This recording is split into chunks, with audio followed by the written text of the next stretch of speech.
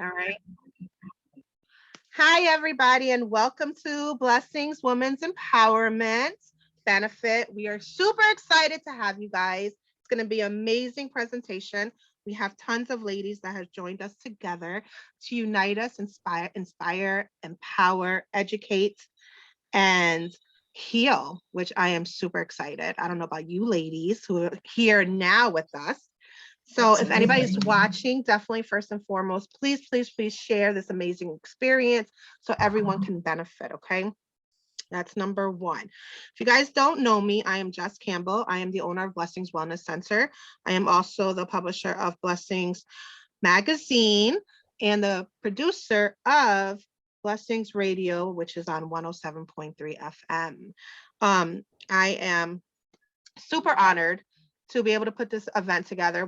I try to do this every year, which we have multiple ladies come throughout the entire world. We just had one in, I think it was like December. It was just in December, honoring Sheena Gordine and for her contributions to all of us. She is an amazing author and wellness coach as well. And I wanted to do the thank you, Cody. And I wanted to do this virtual one for those who are not in the area, and so they can be able to participate for this amazing event. This year, we are honoring Miss Reverend Heidi Kowalchyk, and I love you so much. She's going to be with us doing a presentation later, and also drumming, which I cannot wait for. So thank you guys for everything. And please share. So right now we're gonna have Shamika. Okay, she's gonna join us with her lovely presentation. I am gonna pay attention to these comments and continue to share as well. So welcome, Shamika. Thank you so much. I'm just going to pull up my presentation really quickly. All right. So, can everybody see that? Yes, lessons on wheels. Yes. So my presentation is called Lessons on Wheels, Navigating this Sort of Accessible World. So you might wonder where that title came from. But my brand is known as Wisdom on Wheels because I share advice and I'm on wheels. I'm in a chair, just in case you can't see that. And navigating this sort of accessible world came from because often when I'm going about the community and I'm calling up different businesses and I say, is your business accessible? They say, well, sort of. And it's like, what does that mean?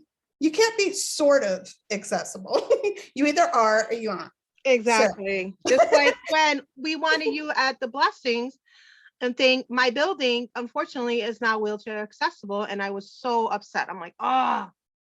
And it happens, but at least you can say, no, we're not, I'm sorry, and make other arrangements like this in this new virtual world. So with that said, a little bit about me. I am Shamika Andrews from Albany, New York. I was born with a disability called spina bifida, which is the incomplete development of the spinal column. So I use a power chair full time. So if you see me out in the community, I'm in a power chair. I have associate's degree in business management from Mildred Ellie Business School. That's where I went to school. I am part-time. I work part-time for an organization called the Self-Advocacy Association of New York State. We help individuals with developmental disabilities advocate for themselves and get the services that they need. I also run my own consulting business where I work with businesses to make their business more accessible. And if that's not enough, I am the state coordinator of the Miss Wheelchair New York program, which is an empowerment and advocacy program for women who use wheelchairs. That is awesome. Woo, you talk about me doing a lot. You do a lot, honey. Congratulations. So with that said, any presentation I do, I love this particular quote, especially when it comes to a person with a disability, because often we can focus on what we can't do. So I absolutely love this quote that says, I am one, I am only one, but still I am one. I can't do everything, but I can do something. And I will not let what I can't do interfere with what I can do. So that is a quote by Edward Everett Hale, which I absolutely love. That is a beautiful quote right there. That is so true. Absolutely. So first lesson of my journey so far is the importance of self-love. All my life as a person with a disability, a lot of times things are focused on what I can't do, right? And it's people's interactions with me is all about, going to the doctors, fixing problems. How do we fix this? How do we make you better? And not really a whole lot on, you are beautiful and wonderful just the way you are. And so that can kind of, be hard on somebody. It's hard on me. So I've learned a lot about self-love and what that means to me, getting up every day and having gratitude for everything that I can do versus really looking at what I can't do.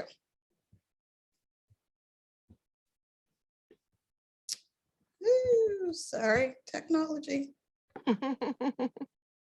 Okay. Next one, the importance of speaking up for yourself, knowing when to speak up and knowing when to listen. It is not my job to fix the world, and knowing what is mine to do. This is so important points, especially those of us who are in the advocacy world, because everybody has an idea of what you should be doing and what you should be advocating for. But we're all here, we all have a passion, we all have a job to do here on this earth. So it's very important to keep in mind what is yours to do and what is not. So you take what's yours and leave the rest. Amen. So true.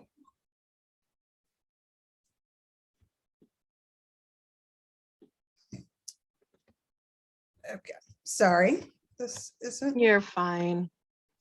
You're absolutely fine, honey. Okay, all right. I think what I need to do. There you go. Okay, let's do that. Sorry about that. You're good. No worries at all. Like I said, we wing everything in life. I know I do.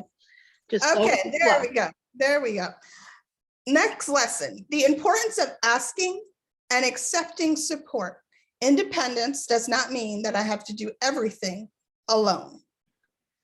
This is so important, especially again, for somebody that has a disability. It's drilled in our head about independence and even as women, right? We're all women here, the people watching. We got to be independent. We got to be strong. We got to do everything on our own. We can't ask for help, right? But the longer you live on this earth, one day you're going to need somebody. We barely do things on our own. There's always somebody that we stand on the shoulders of every day, and that's okay. You're not a burden because you need help from anybody, whether you have a disability or not. And these are very important things that I learned actually the hard way, because it literally had to hit me in the head, because I remember when this lesson really got to me, I was trying to get something off a shelf and I was using a broomstick to knock it down. And I literally knocked myself in the head. Oh my gosh. With a broomstick. And said, oh, well, I probably should just ask somebody to take the thing off. Yeah. Yeah, that would probably be a better idea. So hopefully you can learn this lesson without getting literally knocked in the head. Yeah, I tell everybody, even Superwoman needs a break, okay? There you go. And it's totally okay to ask for help. Exactly. Next, the importance of showing yourself and others grace. We are all a work in progress. Often you hear people say, well, I should know that by now, right? I should know better. You know when you're supposed to know, okay? And also, when it comes to other people, you know, nobody's perfect. We are all a work in progress. So we need to be there for each other and show each other grace. Amen. So true. The importance of learning to say no and set boundaries. Boundaries help me to be a better daughter, a better sister, a better coworker, and friend. Ooh, this one. That one right there. Took me a minute to figure out. Yes, I remember the day that I set a boundary on phone calls and put a message on my answering machine that I would not be taking calls past 9 o'clock. People went berserk. They always do. The minute you say, no, you're not going to do something, like, oh my gosh, it's the end of the world. Yeah, they went berserk. I had one lady that I said, she called me and she says, what, you don't want to talk to me? You. It's not about you, boo. Okay. Exactly. Thank you. It's not about Not you. at all. Not about you at all. We all need boundaries in our life, and nobody ever died from hearing the word no. Okay. Exactly. Next one, trust yourself and your abilities. Again, this goes to people that aren't, whether you have a disability or you don't. We all have things, we all have abilities, and we have to trust ourselves and our intuitions. Often we feel we have to, before we do anything, we need to send out a 10-page survey, and we need to, you know, ask our mom, our dad, our sisters, our brothers. You know what you need to do, and you know what's right for you. You don't need the committee. You don't need, follow your heart, follow your gut, and you know what you need to do. Surround yourself with people that lift you up and make you better. And when I say this isn't necessarily people that just agree with you about everything that you're going to do. Sometimes the people that make you better are the people that challenge you. Yep. So it's important to look at who you are surrounding yourself with. Very. Yes. The importance of setting yourself up for success and defining success for you. Because everybody, again, the committee that surrounds you, whether you want them to or not, has an opinion about what makes you successful, or what makes women successful, or what makes, you know, Black people successful. But you have to define success for yourself. Sometimes for me, success is finding 2 matching socks. Okay. That's success. Okay? The struggle is real. If I can find 2 matching socks, I had a successful day. It's gonna be a great day. Sometimes I give up and just go out with no socks on. I'm telling you, I'm just like, There you my go. pants will cover it. Nobody's gonna see my socks anyway. Who cares? Exactly. This one is so important, especially these days, because we can't seem to figure this out. We are not all going to agree on everything, but that doesn't mean we have to disrespect each other. Amen. We can disagree without being disrespectful. And I really wish people would learn this. We're not all going to agree, but we can say, okay, I respect your opinion, I respect your thoughts, and move on. Mm-hmm. Agree to disagree. That's what I always say. Absolutely. We'll leave it at that. So with that, I thank you for this opportunity. I hope these lessons that I have shared with you help you in some way. And if you want to get a hold of me or reach out to me after this presentation, this is where I am. My email is disabilityempowered@gmail.com. I'm on Facebook as Shamika L. Andrews, IG as Disability Empowered, and I'm also on LinkedIn for those of you who do LinkedIn.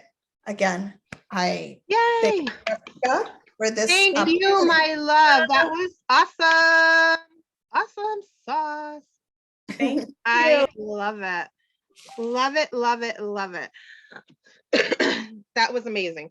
And the sock thing is the truth. I'm telling you, every day I'm like, and I buy like tons of socks. And I'm like, these kids, if they go through my drawers anymore for freaking socks, it's like I cannot win.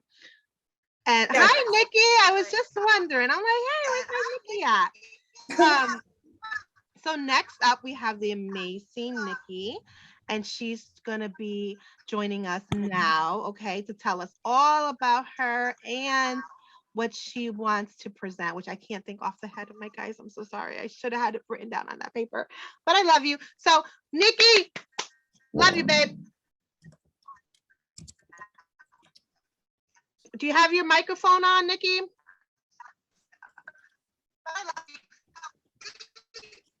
I can't really hear you too good. Thank you so much, Jess. Do you have your microphone on? I hope I do. And I confess, my computer, I also have tech. Oh, darn it. Okay. Hopefully I can get this working. Is that any No better? worries. We are just winging Any everything better? today. Yes, that is awesome. Okay. My computer is less than cooperative sometimes, so I appreciate your patience with my internet and my computer. I hope to upgrade very soon, but Hon, you're totally fine. It's beautiful. You're here. Amen. excellent. All right. I am Nikki. I go by Chaos. Sometimes I spell it with a K. Sometimes I spell it with a CH. That's my Facebook handle because I embrace the chaos. My life always seems to bring it, and I've learned to surf it, right? So I'm a chaos surfer, I like that. and I've learned a lot through that. But my big lessons, what I hope to present on you or with you today is about how I've used my experience as an emotional person to be really honest and present in my life, and to bring my creativity through music to help share emotional connection with other people. So that's really the beginning of what I hope to talk about. And the two pieces come together in that I've been writing music for 30 years. In fact, I, in collaboration with my partner, Bob, was just nominated for an Eddie Award, which I'm super excited about for indie rock Yay! music. So, I've been successfully performing music in the area for a long time. But the reason I started playing music is it's really about releasing your emotions, right? For me, I was never one to write songs when I was happy. I was always one to write songs when I was feeling emotionally upset about something, right? So a lot of my music is about getting rid of that, or not necessarily getting rid of it, but acknowledging and processing that feeling. And when you do it in a song, there's a process, right? So there's almost like when I first write a song that makes me sad, I can't perform it for people because it's too personal.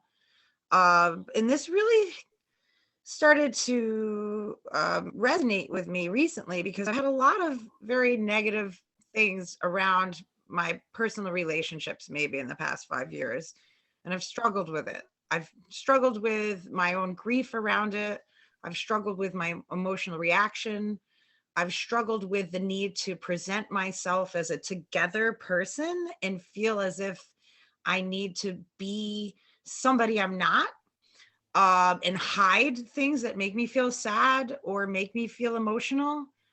And I really explored a lot of different coping mechanisms, some of them healthy and some of them not so healthy, in processing all these feelings, right? So You're not alone in that boat, sister. Songwriting is a healthy one, I think, because it's expressing yourself creatively. There's been some drinking, there's been some Me ways too, a few times. dull the pain, and I try to be real about all that stuff. But then I also have to be honest with myself and say, okay, you might have hit a rut, but this isn't sustainable. So how do you focus more on the healthier mechanisms, forgive yourself for the ones that are less healthy, and set up a good practice, really, because I think ultimately, when we're thinking about self-care, which I think Shamika was very amazing in how she described how important that is in the boundary setting, is a practice, right? You're not always, just like if you're doing an exercise routine, you're not always going to get it right every day, but if you keep trying, you can get there. So from what I understand, it can take about 60 days at a minimum to really get a practice in place. And that's the minimum. I think it's important for us to try to continue to make self-care our practice. And what I hope to introduce to everyone on the, yes.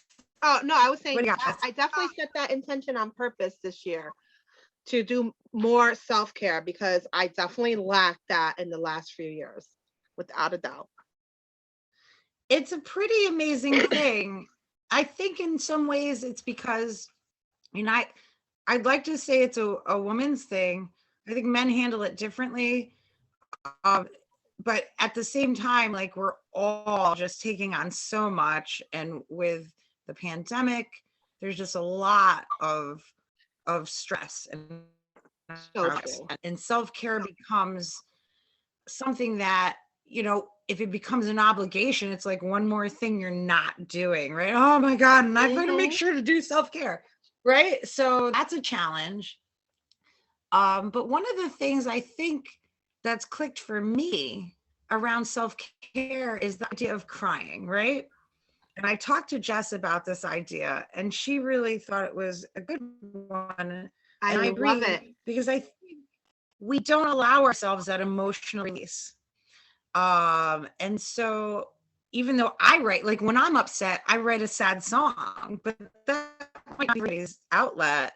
But we all should have an outlet, because it's okay to cry and give ourselves permission to feel the sad things. I think we're so programmed to show up and present like a certain package or an idea of what we think people need to see of us, that we block ourselves from letting the emotions out. And you don't have to necessarily, go crazy over it. Although that is kind of the idea, and the research I've done, there's different kinds of crying. So, right, like if you get dust in your eyes, or you get like, your eyes are going to water. But the kind of crying I'm talking about is a full endorphin kind of sob, right? You're going to like just go there. You're just going to go there and let it all out. Mm-hmm. Now, here's the trick. You don't necessarily want to be in that headspace when you're about to go to an interview or like do something where you need to be calm, cool, and collected. So my theory is, I guess it's not a new idea because they've been doing this in Japan. It's like to almost schedule crying, right? So like give yourself space to do that as a part of your self-care. And so, again, there's a person, I'm gonna have to look at his name, and gosh, help me, because I hope I say it close to correct. Don't worry, I chop up everybody's name. Hidefumi Yoshida, and he is a tears teacher in Japan. There's crying cafes, there's crying tours, and there's group crying. You do it within your friends, or you can do it, amongst people that collectively you decide to just go and experience this together. But I really love this idea, because personally, I always feel better if I let myself cry. Man, I have been through a lot of hard stuff, and I've had to pretend it, whatever. I've had to stuff it down. I've had to be strong. I've had to not be vulnerable. And that's okay to a degree, but it is not a sustainable state of existence, period. I've worked in healthcare for decades. You cannot sustain that. if you try to, it's gonna hurt you inside, like with your health, right? It's just not It healthy. definitely So manifests inside, definitely into physical ailments, which is not good for anybody. I feel that too. And you know, that's not to say that crying solves every problem. And it's not to, you know, I'm not a therapist. I'm not here to, you know, advise people who have clinical depression, although I think crying can help people have anxiety and depression in different ways. Definitely. But what my goal is to create a group, to create a circle or a space, frankly, just create a space where people can cry. And it can be, you know, private, semi-private. I hope to do like scale donations to cover the cost of the space. And bring people together to give them a space to have permission to experience that and to be loved. I think when people cry and cry out their trauma, the only thing I want after that is to be hugged. I want someone to hug me and just tell me it's, you know, I'm here for you and you can cry. Like it has to be a judgment-free space. It has to just be a place where you can release this stuff. Blessings and Wellness process. Center is I know, Jess, the you and space. I are going to put something on the calendar for sure. Yes. So Definitely. my hope is to promote this through the blessings system of support, frankly, because it's such an amazing network and system, and to invite people. So stay tuned. There's an entrepreneur group, and if you're not a part of it, I highly encourage you to reach out to Jess and get invited, because it's a great networking opportunity. There's going to be music. So how I envision this, what is it going to look like, right? So you're going to show up and you just have to cry spontaneously cry. Like, how hard is that? That seems super awkward. Now, that's not what it's about. So one of the some of the techniques they use will be to, you know, provide evocative music or imagery. You know, people cry over Hallmark commercials. People cry over movies, you So know, guilty. scenes in movies that are especially romantic. So it's going to be how they do it in Japan is they actually bring you to places where they show you things that kind of evoke emotions that might be sadness or grief, and encourage you to cry. And there's nothing wrong if you can't actually shed tears. It's a process. In fact, when I was looking into this, some people, it's really hard to cry, especially people who are depressed. They're almost, you know, maybe a little numb, and that's not an easy thing. So it shouldn't be pressure. Like if you don't cry, you did it wrong. It's more just giving yourself the space to have those sadness emotions exist, because we're so good at pretending we don't. And that was something like revolutionary to me. And I felt it after we met. Honestly, when we met in December, I thought to myself, all these strong, incredible women. I'm like, I think they need to cry more. I hate to say it, but I'm like, y'all need to like let it out. So I got to do a crying thing. And then I talked to Jess about, she's like, I think you might be onto something there. So, you know, I'm kind of, you know, going as I go, because that's how I do things. But I almost picture it like a crying dance party where we all bring our favorite songs, and I preset a playlist and everybody has their songs on there, and we're like dancing and crying and having food and just being like, you know, chill. But like the crying thing is allowed. Instead of showing up feeling like if I cry, I'm going to be so embarrassed, showing up and you're like, I'm supposed to cry. I'm going to come, I'm going to feel sad. And when I leave, I'm going to feel amazing. And here's the reason why. Here's the science, according to Harvard Health. When you cry, you release endorphins. It's physical. Your whole body lets go of shit. It's like getting it out of there. You know, it's way better than binging, right? You don't want to Yes, binge and purge. definitely. Let some tears go instead. You know, you don't want to. So it helps you replace maybe unhealthy coping mechanisms with healthier ones that physically satisfy you in a way that raises your endorphins, helps you deal with stuff that's hard, because life hard. And anyone that wants you to pretend otherwise, like, they can talk to my hand. I'm like, I don't want to hear people telling me how to do things when my life is so hard. Like, in a lot of ways, I kind of just want to be left alone. But I've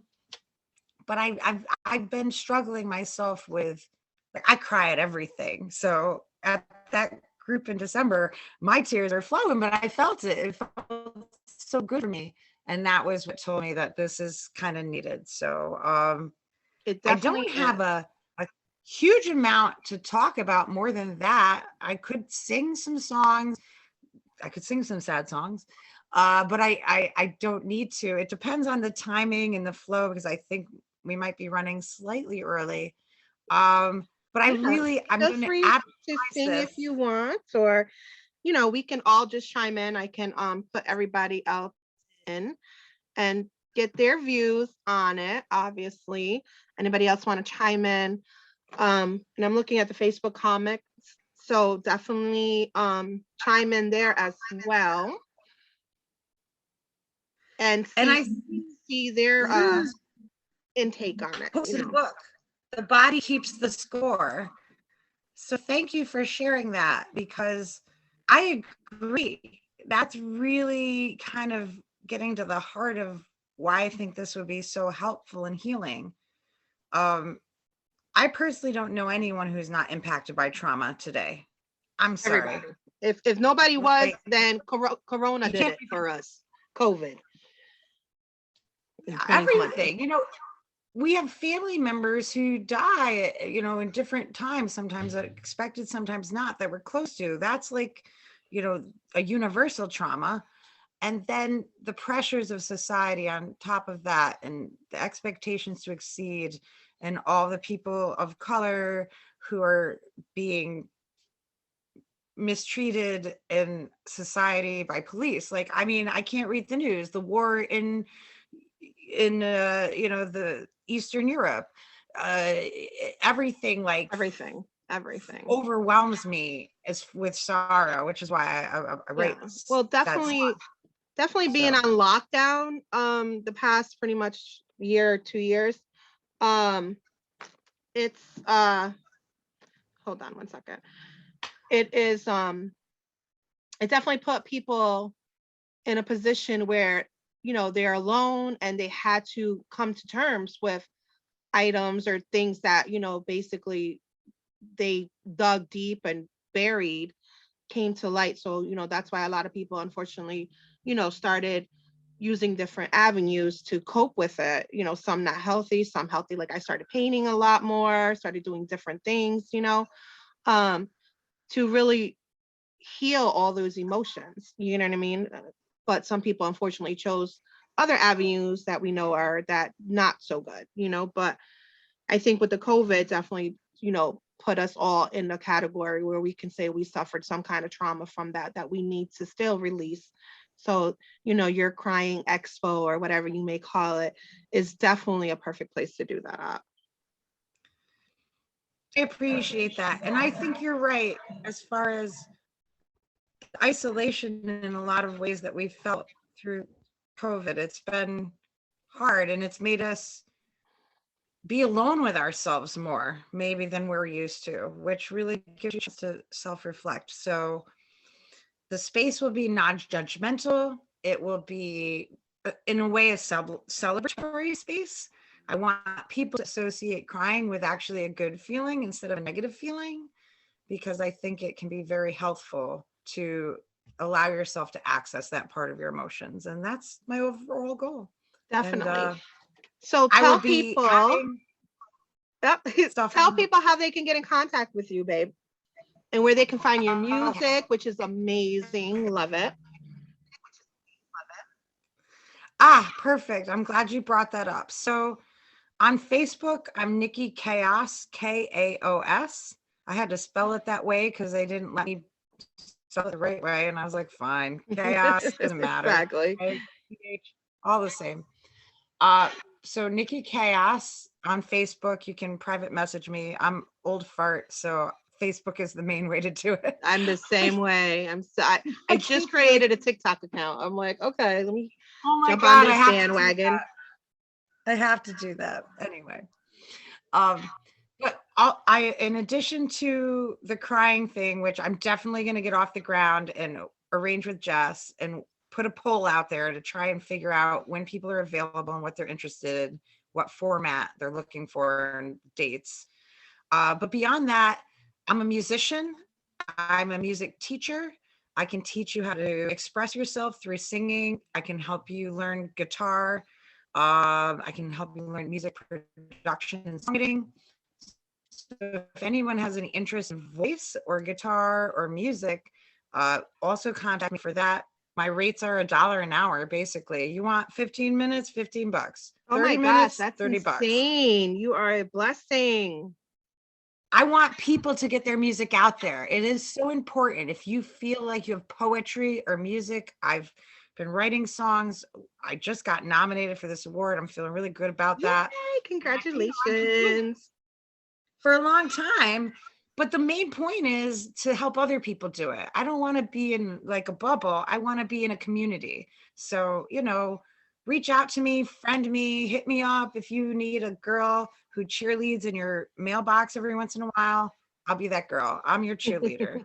I So love it. I'm not a life coach. That's other people's thing. I'm a musical muse to help you express yourself and all of the emotions that are beautiful that you feel as a form of your own self-care. So if you want to use music as self-care or crying as self-care, give me a ringy dingy, Nikki Chaos. Yes. Well, if you can make me a singer, because I cannot hold a tune to save anybody's life, I would gladly love that. Well, and we that can singing in partner. the bathroom doesn't work. I still sound like crap in the bathroom. All right. I'm also open to barter, by the way. I do want to throw that out there. So Jess, if you ever I want am to a barter, fan of bartering. I am a fan of people who think they can't sing and helping them sing. Because One hand washes the other.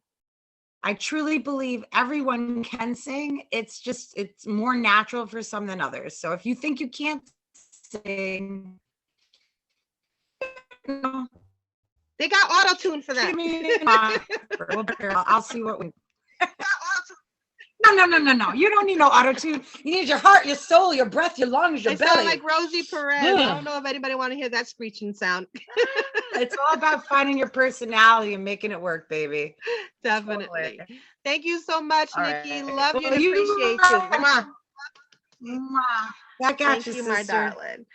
So next up, and I don't want to mess up your name, Yashira. Am I saying it right, babe? I can't hear you. You got to put your mute. You got to unmute it, love. Gotcha. Can you hear me now? I can. Did I chop up your name hard, bad The enough? Verizon commercial works. Hi. Hi, it's Yashira. Hi, nice to meet you. Yashira, nice meeting you too, love. Now she's going to be joining us. She is an empowering sister, so she's going to tell us all about what she does. And thank you for joining us. Definitely. Well, thank you so much for having me. I do appreciate it. I will admit I'm a little bit nervous. I've never done something like this before. Don't worry about it. Go with the flow, babe. That's what we all do. Absolutely. Just a little bit of background of myself. Well, as everyone knows, my name is Yashira. I currently reside in Amsterdam, New York. I'm in a wonderful social group called the Empowering Sisters, and a group of women that actually try to empower other women, and help with the society, help other people that are a little bit less unfortunate than ourselves. And we try as much as we can to reach out to anyone who does need help, other than, trying to uplift other people who actually do need that. I will say that we have done a couple things. We have helped with certain benefits. We've done a lot of donating. We're just recently. I am so sorry. I missed. I put you before Robin. Oh my gosh. Robin, let me just make sure. Are you okay? Can you still do right after her, hon? I am so sorry. Yeah. Okay, sorry, love. I don't see anything. No worries. Okay, go ahead. Okay, now I can see everybody. Sorry about that. All right, so continue on and all the beautiful things that you guys do with Empowering Sisters. Yes, we try to do a lot of community help, a lot with donating. Currently, or just recently, we just did Mercy House out in Albany. We were able to donate, stuff that women need that unfortunately some houses can't provide them, with simple stuff like shampoos, conditioners, necessity, things that they need. And unfortunately, they cannot provide for themselves. And we also, we do join in with other, clubs that, for example, for Toys for Tots, we help distribute toys back in December. And it's actually something that's come dear to my heart. I know with my other sisters, I can say that it feels great to help out others that can't help themselves, and every day we do live by our mission statement. We strive, women who strive in confidence, like we try to build everybody else's confidence amongst our own, especially with self-care, because like a woman, sometimes we forget to take care of ourselves. We do. And we try to help others, like recognize, what, it's time to help others. It's good to help others. It's not a bad thing. And of course, you guys stand up for yourself. Definitely. You guys just, I saw recently, you guys were posting, which I absolutely love, hats and gloves and stuff all around the city. That was so We did. cool. We actually went to different schools around the area where there's a lot of children that normally walk. In Amsterdam, unfortunately, there has been a shortage of buses, amongst other counties. Yeah, definitely. But, one of our sisters came up with a great idea. Hey, why don't we put hats and gloves and scarves, put them in a little Ziploc bag, we'll put them around the schools. There's kids that walk around that don't have hats. Parents can't afford it. Sometimes kids get negligent and they lose it. All the time. Along But with their if a socks. kid is walking, an adult is walking, you see one of those, you can yank it and you can use the gloves, the hats. That was awesome. Honestly, I absolutely not a bad love thing. that. That is so cool. Yes. And then one of our other girls actually just recently, she came up with a great idea. Amsterdam just recently opened an ice skating rink. Oh, wow. But a lot of the kids, they would love to go ice skating, but who has really money to go buy ice skates? Mm-hmm.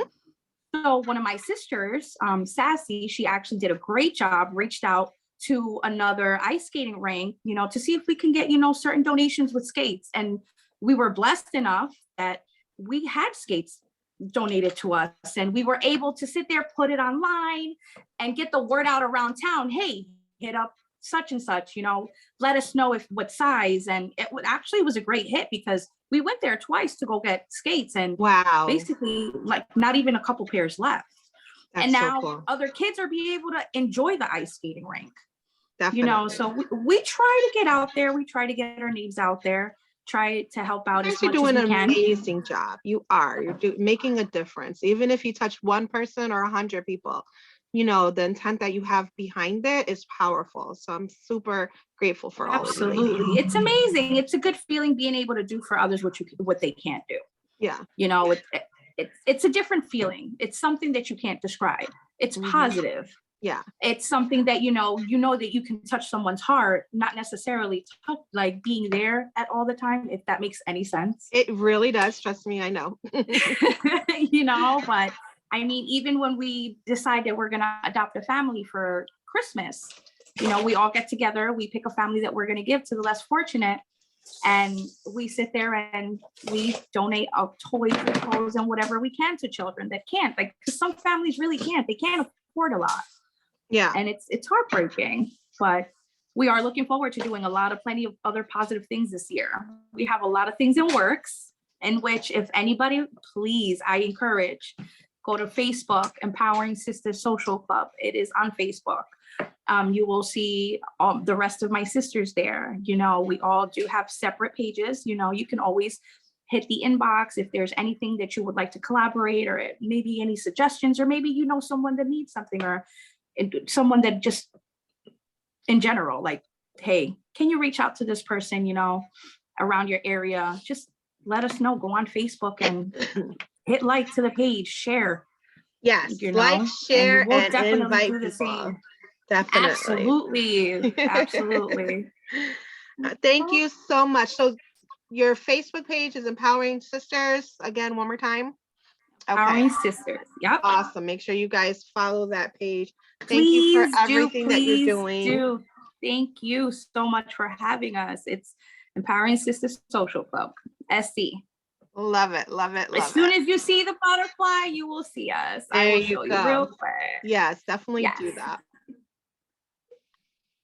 There you go. That's beautiful. I love it. Absolutely adore it. Thank you, Jashira. Thank you so Appreciate much for allowing me you. to be a part of this. Next up, we have the lovely Robin. Thank you so much for dealing with my mishap with the mixing of times. I was looking at the wrong thing, but appreciate you for being patient. Thank you for joining us. You are truly amazing. Love you, babe. The Thank show you for is having yours. me. And Yashira, Shakima, Nikki, thank you for your previous words. I'm looking forward to hearing the rest of the beautiful ladies speak. And most of all, I just want to say congratulations.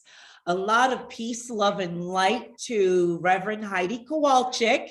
And I am happy and proud of you and all of us in everything that we do. May God bless our future endeavors and the people who we touch moving forward. Amen. Amen. Whew, that was a lot for one brat. But you did it, honey. You did it. I know, right? Now I'm gonna have to go in the back and use my inhaler. I got mine in my purse. I will say this. I enjoyed your TikTok video. Oh, thank you so much. I enjoyed it so much. I was like, I really have to see this. And I clicked on it and I was very intrigued, and your words really amazing. So much. Well thought of. So much. I Thank did you. too. I loved it. It was Thank great. you. Very Awesome. creative. Yay. Me too. Thank you so much for doing that. It was great. Thank you. Thank you, Heidi. So I just want to tell you first a little bit about myself. I'm 22 years, a dental hygienist, 9 years a licensed practical nurse, and in the most recent, almost 3 years, a licensed real estate sales agent. On the 28th of this month, I will be starting my real estate brokers classes. And I am with Coldwell Banker Prime Properties. So if anyone's looking for a home or looking for a place to become a successful real estate agent, please connect with me, okay? I just want to talk briefly about the word moyokoyotsen. And its origin in meat comes from Aztec. It's Aztec in origin. And what it means, it references, is the virgin birth. It speaks of giving birth out of yourself.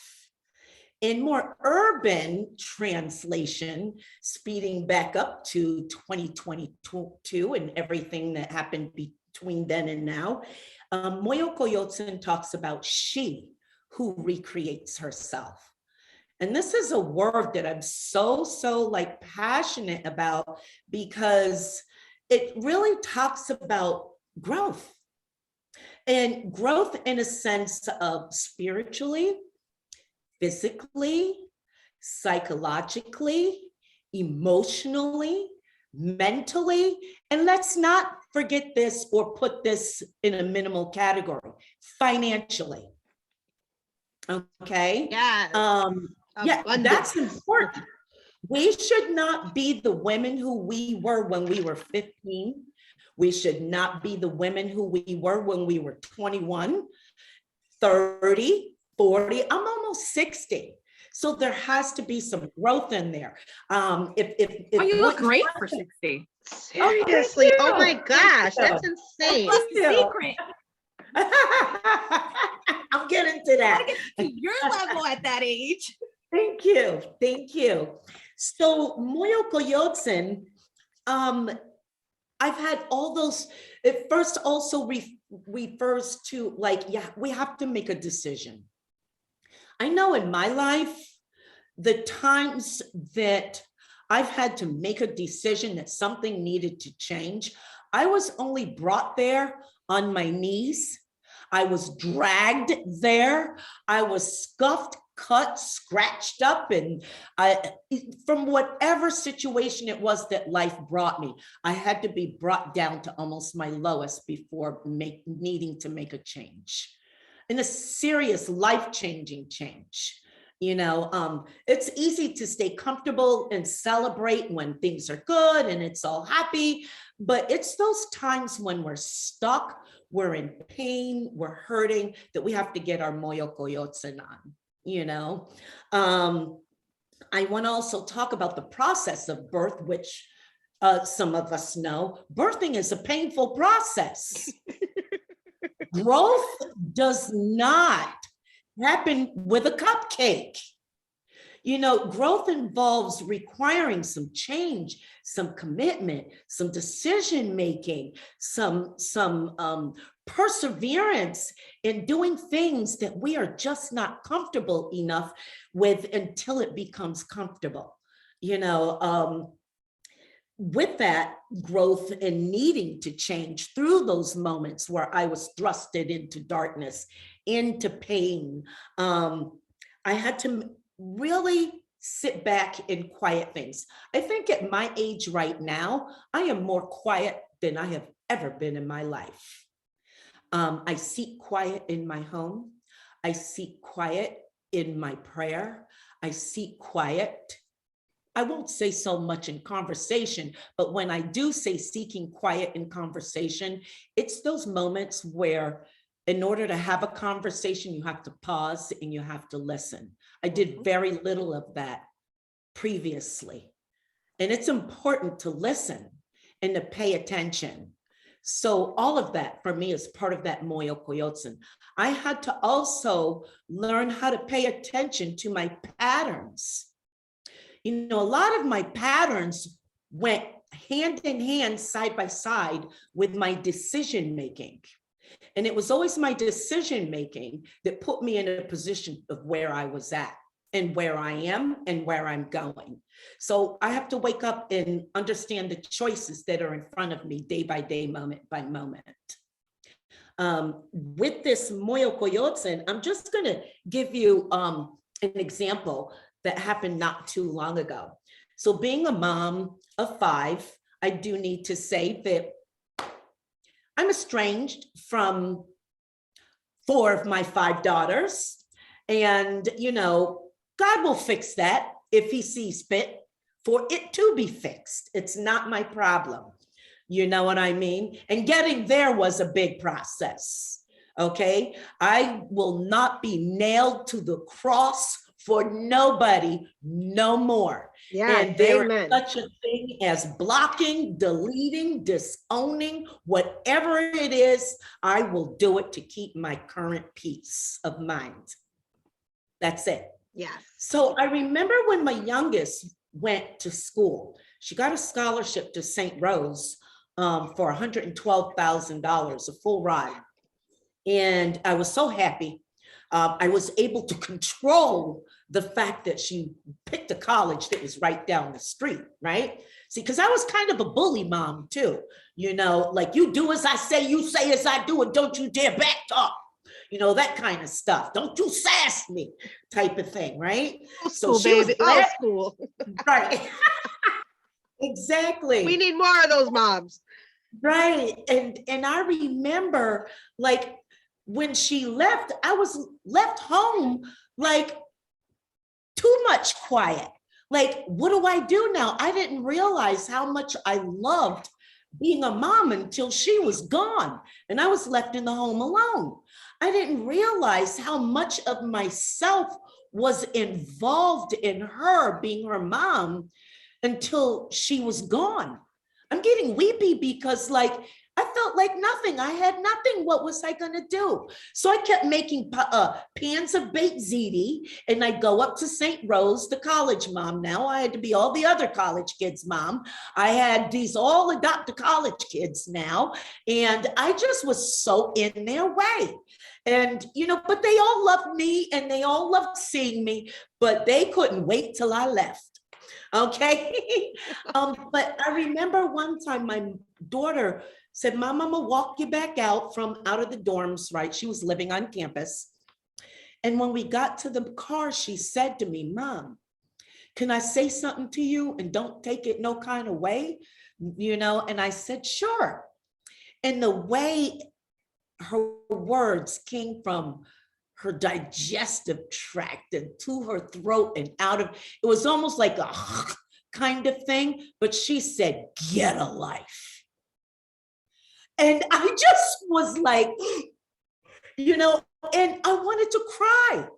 I got in my car and I cried from St. Rose all the way back down Western Avenue home to Guilderland. And I had to sit, and this was another Moyo Koyotsun. I had to get a life, and she was right. So I started doing things that like loved me. And see, this process, let me go back, of Moyo Koyotsun means birthing yourself out of yourself through love and light. So I had to do things that I love to do, things that brought me light, things that made me happy. I started taking horseback riding lessons right there in Guilderland. I was living 15 minutes away from Thatcher Park. I'd get up and go hiking all by myself. I'd get up and go for massage therapy. I just was doing those little things that brought me joy. And it meant so much to me. I was going to the gym, and I can't tell you, ladies, how amazing the body feels when you work out. It just was such a beautiful process of rediscovering myself. It was a journey. I need to say that, even most recently with this pandemic, boom, I'm into another Moyo Koyotsun. I had to start paying more attention to my finances and some of the bad decision-making surrounding that. I had to pay attention to those love relationships. And it wasn't that he was messed up. It was that I was messed up and picking him. I had to look at the relationship in the part that I played in those fractured relationships with my daughters. I had to look at all of that stuff in the pandemic. I'm grateful for it because it gave me such an opportunity to do just that, and so I'm in a new coming out of love and life again at almost 60 in my life. And again, it's such a beautiful thing. Like my finances are better, my FICO score is getting there. And, I just want to pause for 1 minute too. Don't fall trap to that old saying that material things don't matter. Material things do matter. You better believe it. They sure do. Owning a home versus renting matters. Mm-hmm. Having a life insurance policy for them sassy behind girls that I just was talking about matters. Those are things. Yep. Having a car to go to work instead of standing freezing on a bus stop matters. All of that matters because it makes my life more comfortable. Having a savings account with 5 digits and working, you know what I mean? Having a checking account, having a credit card account and in good standing, all of those are things, but they matter in making my life more comfortable, more peaceful, and more beautiful. Being able to pay for horseback riding lessons, that's a thing. But it's something I love and it brings me joy. So don't get caught up in the trap of material things don't matter. They do. Amen. I hope am I going over time? No, you're good, babe. We got time, love. I'm loving everything Okay. you're saying. Keep it coming. Keep it coming. All right. Am I doing okay, ladies? Yes. You're doing fabulous. Okay, great. You're doing great. I'm just going to close. I love it. Good. Love it. Love it. Thank So when you. I want to buy a new diamond necklace or something, whatever, it matters, right? I can tell my husband that because it makes me blink. Okay. Oh my God, speaking of which, I just got to share this with you too. Last night, I treated myself to I'm good and ready to cry. Oh, let it out. Let it out. Thank you, Kelly. love Let it it. out. Come on, baby. We Yep. here for it. I treated myself to my first pair of Christian Louboutin shoes. Oh, good girl. Yeah, with the red Go bottom. and grab them and show them off to the world. Good. Good I for know, you. I Well wanna see 'em. Put deserved, 'em on. honey. That's right. They're not here yet. I just ordered them from the Christian for you. Louboutin website. But Good. I put myself through the boiler justifying why I should have those shoes. Because like talking about that financial growth, I don't give my pennies away that easy anymore. I You know know, that's right. I want to see I'm a penny pictures. You're gonna pincher, too. style those. Yeah. I'm so happy you I need a treated TikTok yourself. of you in them shoes, Look. bro. Yep. I need to please Do the walking and all the back, Exactly. everything. I need to make a TikTok video with those things on. Definitely. Exactly. I want to see you opening the package and putting them Oh, on Oh the my first time. gosh. I might yes. not even wear them. I might do like they did old school and bronze them, like we did with baby shoes. You gotta slip them on one time, No, honey. no, One no. time, slip them on. You wear those all the time and Yes. enjoy every second. Okay, And then thank you. bronze them. Don't fall into that trap. You don't want to brown that shit. You're gonna rock that shit with your sexy self. Well, congratulations. Well overdue tell you, and deserved. Exactly. And it feels so good to treat myself because I've done a lot of hard work through this Moyo Koyotsun and my other Moyo Koyotsons that I've been through in life. I deserve those pair of red bottoms. And I wanted no shortcuts. I didn't want no cut on it. I ordered them straight from the Christian Louboutin store. I didn't look for a knockoff. I didn't look for a discount. I wanted them real and I wanted them right. Yes, honey. Okay. So, I love it. I deserve it. But I'm going You to do. close with this. In your process of Moyo Koyotsun, you have to clear it out. You have to clear out anything that's not meant for you. And we already know what that looks like, and we already know what that is before we make a decision of picking, you need to go, you need to go. I'm gonna pause on you, I'm gonna delete you, I'm gonna disown you, I'm gonna disenfranchise that, and I'm gonna you just anything. We already know who they are. So when in that process of Moyo Koyotsun, get rid of the garbage, get rid of the baggage, unpack the BS, unpack all of Put it it, all the way you out know, there. and be mindful of who's chattering in your ear. You know, there was a moment during this pandemic where I had to seek a professional counseling from someone with a PhD for my mental health, because I just wanted to make sure, am I crazy or am I not? You know, or where am I in the spectrum? I had to go to a spiritual advisor for my spiritual health.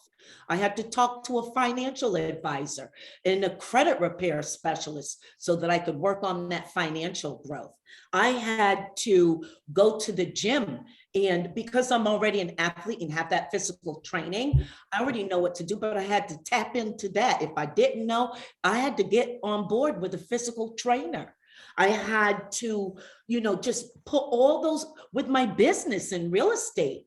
I had to seek a professional real estate business coach.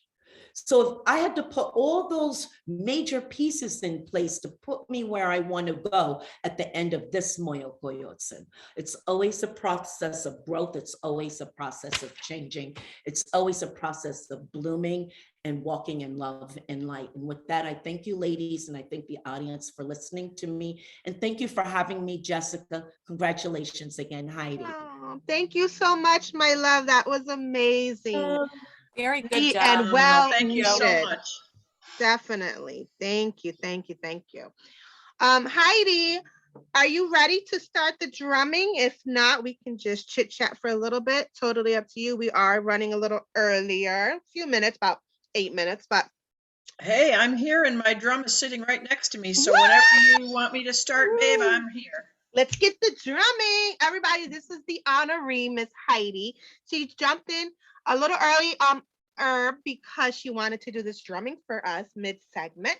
So thank you so much, my love. And let the drumming begin. And everybody, please just make sure you mute your phone so there's no interruptions during the drumming. Thank you. Love you. Mwah. Okay. Thank you, Jess. I'm not going to talk much. The only thing I'm going to do right now is to get us started in the space. So I invite everyone to just get comfortable, and that means wherever you'd like to be in a comfortable space for the next not quite 15 minutes, listening to drumming and I ask you to be in an open meditative space to accept the drumming and the vibration. And we're going to start with a little breath work, and then I'll invite you to just be open, and you can drift off. The reason for this is just going to be one beat.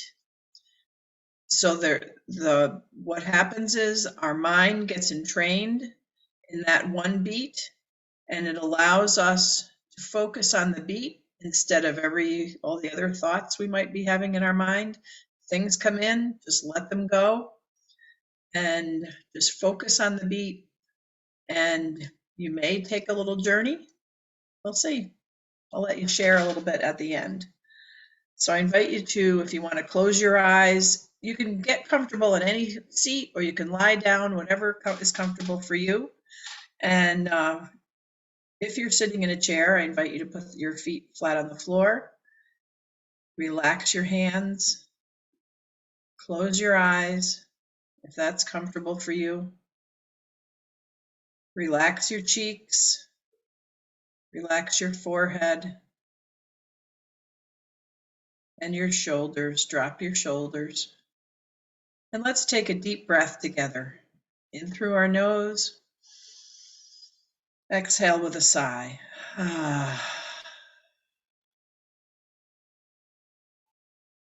Let's try that one more time. That always feels so good to me. And let's take a nice big belly breath.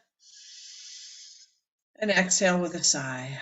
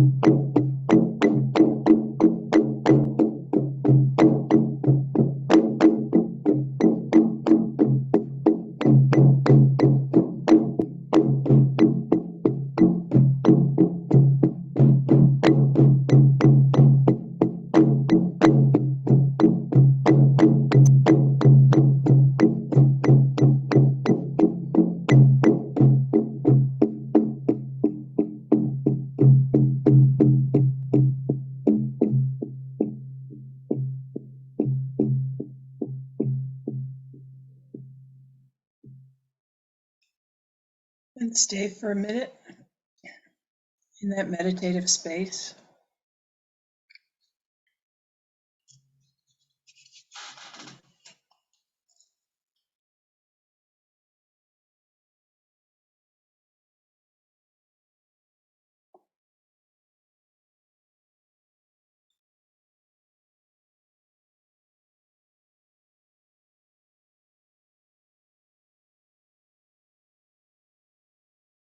When you're ready, take a deep breath in through your nose. Exhale with a sigh.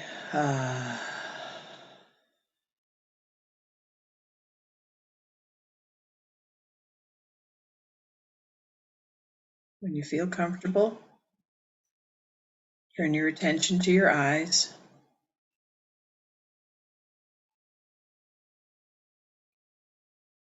Open them. And come on back. That was amazing. When If you first anybody- started, huh? Yeah. Go ahead. I was going to say if anybody wants to share, so go right ahead. Yeah, everyone chime in now. When you first started, I immediately went to my little chase or whatever. And I was like, all right, I'm gonna get this in, you know what I mean? Because I love it. And then I started to like drift off, and I'm like, oh wait, come back to the real world, because I'll end up falling asleep and astral projecting somewhere. They'd be like, Jessica, where are you? So I have to get back up and come back and sit down here. That was awesome, though, definitely. Can you share with everybody who is not familiar with drumming the benefits of it? Absolutely.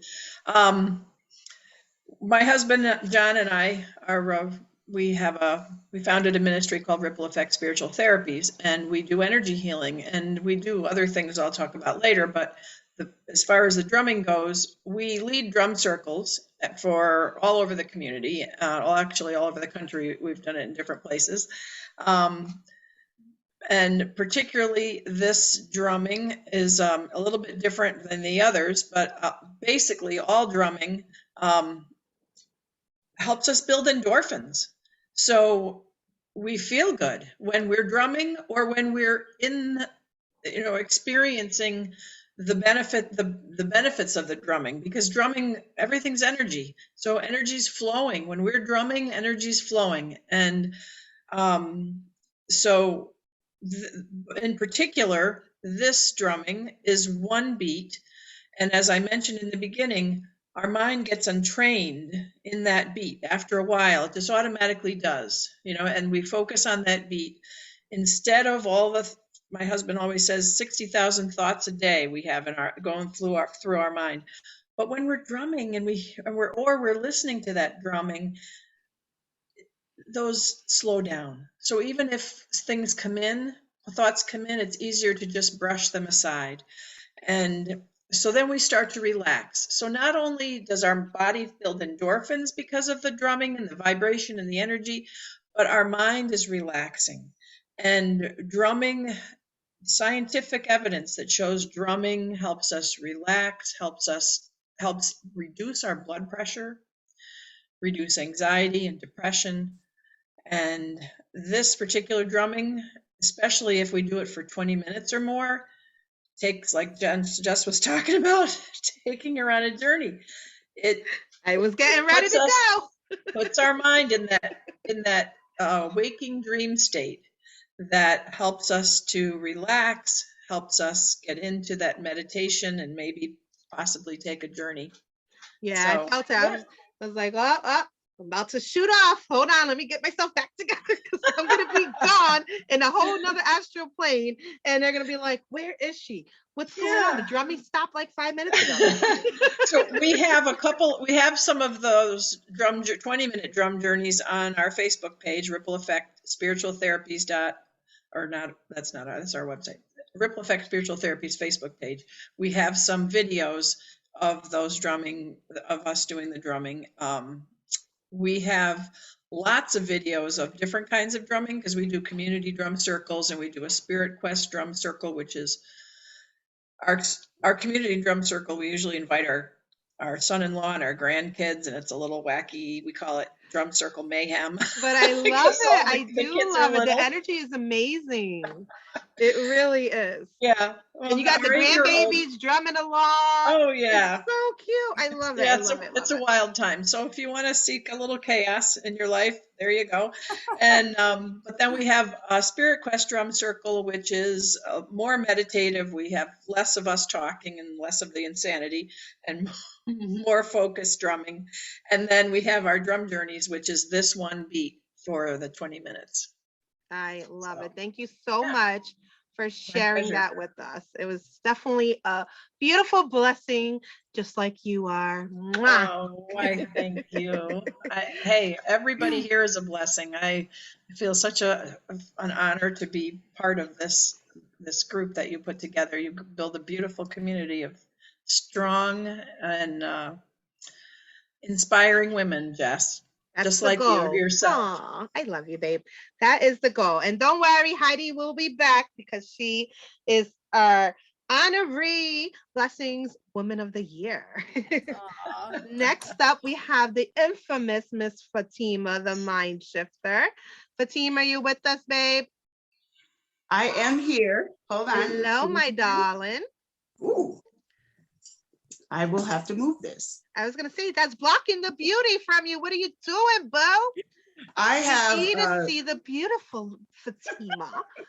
I have a couple different recordings going on right now. Awesome. So I will get started. Definitely before she starts her presentation, everybody that is watching on Facebook or everywhere, please share this awesomeness for the world to see because this is an amazing event. I appreciate all you ladies for joining us. Take it. It's all yours, babe. Good, because I have a huge announcement to make. I want everyone to hear me. All right, you guys ready? Yes. I'm perfect. Yes, I am perfect. Why are you laughing? Don't interrupt my perfection. Listen. Because you are perfect. Perfect. I'm perfect. I have never made a mistake. I have never made poor relationship choices. I have never lied. I have never failed a test. I have never not gotten a promotion. I have never done bad on my jobs. I'm perfect. In fact, I don't even have a hair out of place. I have the perfect look, the perfect voice, the perfect body. I'm even the perfect business owner. My finances are perfect. Everything in my life is perfect because I'm perfect. Even on social media, I have the perfect relationship and perfect kids and the perfect house and the perfect car. I'm perfect. Obviously, that's a lie. We all know that no one's perfect. We all understand that concept. We're all like, yeah, no one's perfect. And we all agree with that concept and idea. But do you really? Do you really understand its application? Do you really understand its application to yourself? Today, I'm primarily and very specifically going to talk to leaders because this message needs to be heard the most by leaders.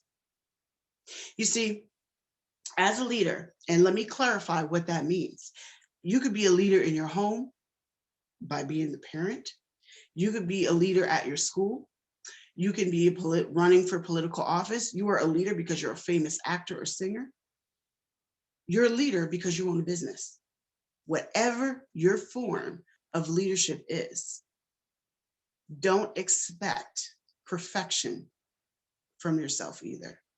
I'm going to back up a little bit. Now, when we look at our current culture, we are quick to cancel people.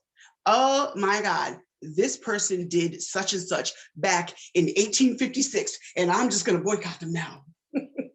It's so silly. When I say silly, I mean silly, like really silly. If someone did something 10, 20, 5 years ago, and if they're not doing it now, why are we beating them for it? I like what Eureka said earlier. Eureka earlier said that she will not be nailed to the cross for her past. I forgot how she worded it, but I'm going to reword what she said. She will not be nailed to the cross for things in the past that she cannot change. Completely agree with her on that point. And some of you need to agree with that about yourself. You see, sometimes we allow our past to hold us back. Yes, you have made mistakes. Yes, you have misspoken. All of those things are past imperfections. Why should they hold you back today? See, one of the biggest things that happens, especially, I'm going to use a politician as an example because it's the biggest, most prevalent, and most obvious example. Let's say you should be the next governor, the next city councilman, whatever position, because you have a passion for it and you'd really be great at it, and you would work for and fight for the people. So many great leaders don't end up in that position because they're afraid of the past. They're afraid of what's going to get brought up because they're not perfect. And that's wrong. You see, you have to decide that you're going to move forward regardless of your imperfections. I get on camera all the time. I get on the radio all the time, and I speak in front of people all the time. And guess what? I ain't perfect, and you still ain't shutting me up. So what? I said things 5 years ago on social media. I'm sure I could, if you go through my social media, I'm sure you'll find things that are politically incorrect that I might not even say today. So what? That doesn't stop me from saying what I'm going to say today. In fact, I want you to think about this for a second. When you think about someone that you hold in high esteem, that you would consider your hero or an inspiration, or whatever verbiage or term you want to use, what do you think about when you think about them? I assure you, you probably are attracted to them because of their imperfections. Maybe not. Maybe you're attracted to them because they did something great. But I promise you, every time they farted, it stunk because they're human. You see, for me, and I know this is not just true for me,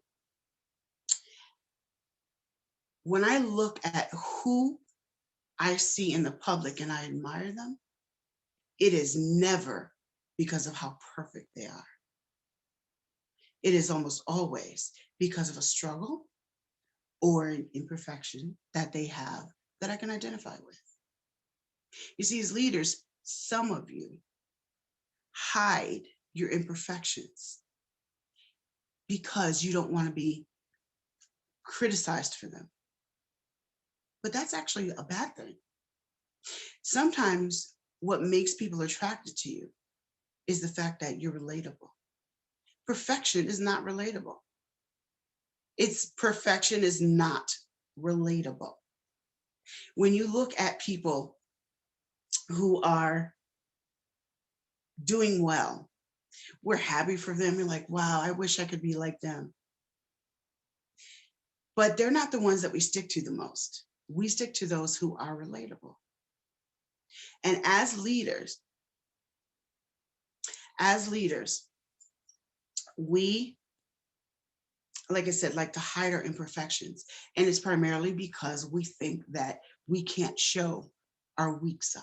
We can't show our imperfections. But I'm here to tell you, your imperfections are precisely what makes you attractive. Your imperfection are precisely what makes you a leader in some cases. I will tell you, I have a lot of people that listen to me and tell me they admire me and blah, blah, blah. But you know what?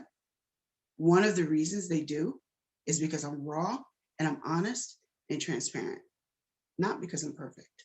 I'm not perfect. I try to better myself, absolutely.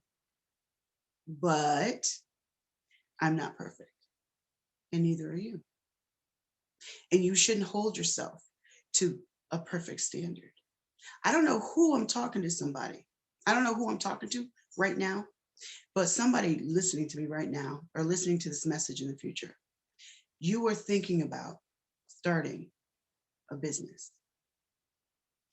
but you're holding back because of your imperfections, because you've made mistakes in the past, because you've tried this before in a different way and it didn't work. You're not perfect. So what? Try again. Do you know that Walt Disney, what we now call Disney World or Disneyland, do you know that he tried to do that idea multiple times before he was successful? Yeah. Do you know how many times he was told to shut up and stop doing what he's doing and go work at a factory instead of trying to make his dream come true? Do you know how many times he failed? He wasn't perfect, and neither are you. Do you know how many times Oprah failed? Do you know how many times Oprah had bad recordings in the beginning of her career? And look where she is now. And she's the first one to tell you she ain't perfect either. Don't hold yourself back for what you want to start or what you want to do because you're not perfect. Yeah, you were an addict before. You were an alcoholic, a drug addict, whatever your issue was. I'm just using that as an example because it is a common one. And you don't want to start that business because everybody's going to say, you can't do that. You're going to fail because of your past.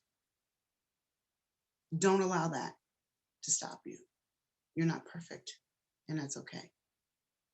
Our imperfections are precisely what helps us to build to a better us. I will tell you, for those of you that don't know, I am a professional seamstress. I make and design wedding gowns. I've won both national and international awards for my sewing. And I will tell you that I never would have gotten to the point of being recognized for what I do and getting to the level that I've gotten to with wedding gowns, which is the hardest sewing that there is. I never would have gotten there if it wasn't for my mistakes. All of those imperfect things that I did. As a boss, the imperfect things that I said to employees. Yeah, I did that sometimes. But you know what? They made me better. Sometimes as a leader, your imperfections are public, especially if you're talking about a political position. Your imperfections are public. Do not let your imperfections stop you from running for political office. Yes, you are going to have to combat every stupid little thing they bring up that you did in the past. Every time you breathed near a building or farted, they're going to bring it up. Some of the dumb stuff they bring up, I'm like, why are they even reporting on this? But people are going to do it.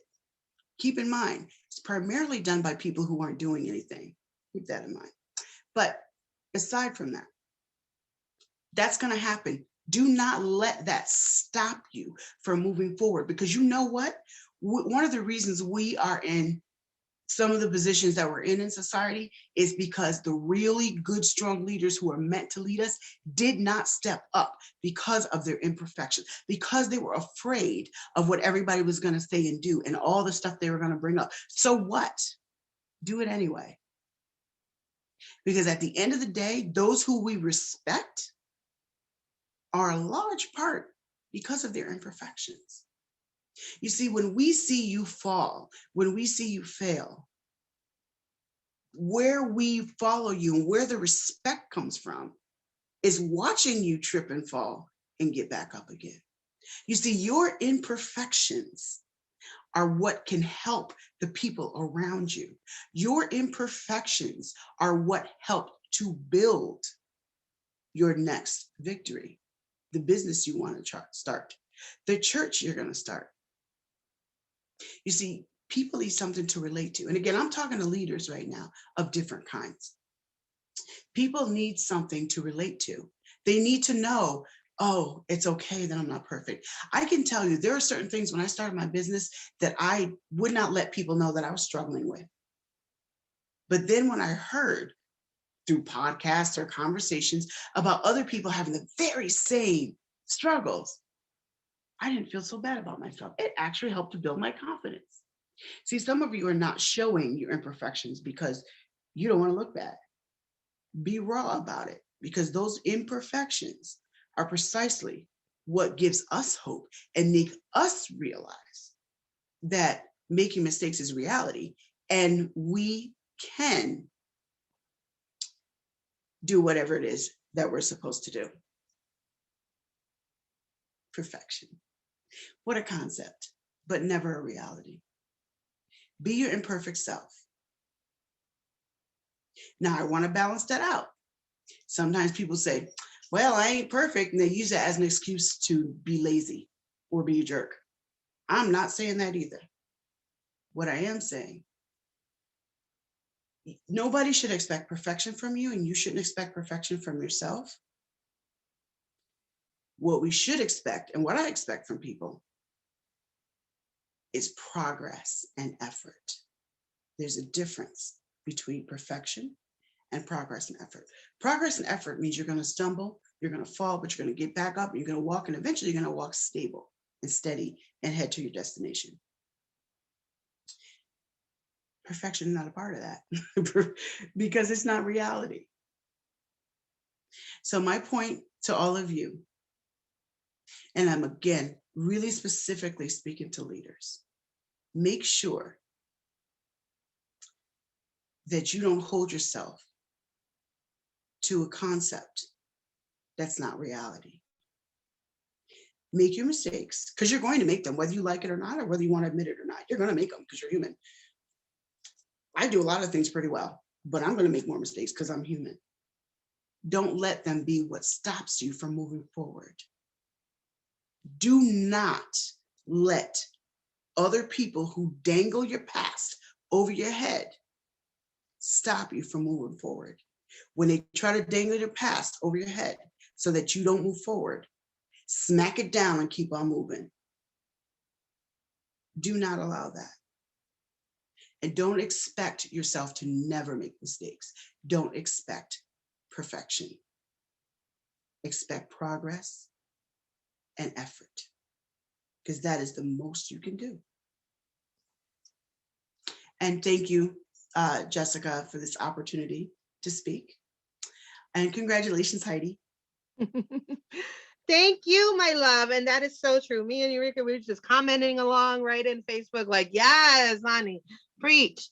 I am perfectly imperfect is what I like to say, you know, and I own all of my flaws, but no problem. So thank you for bringing forth that important message for all of us to listen to and appreciate. You are amazing. So let everybody know where we can find you, the Miss Mind Shifter, and what you got going on, any of your social media, all that good stuff.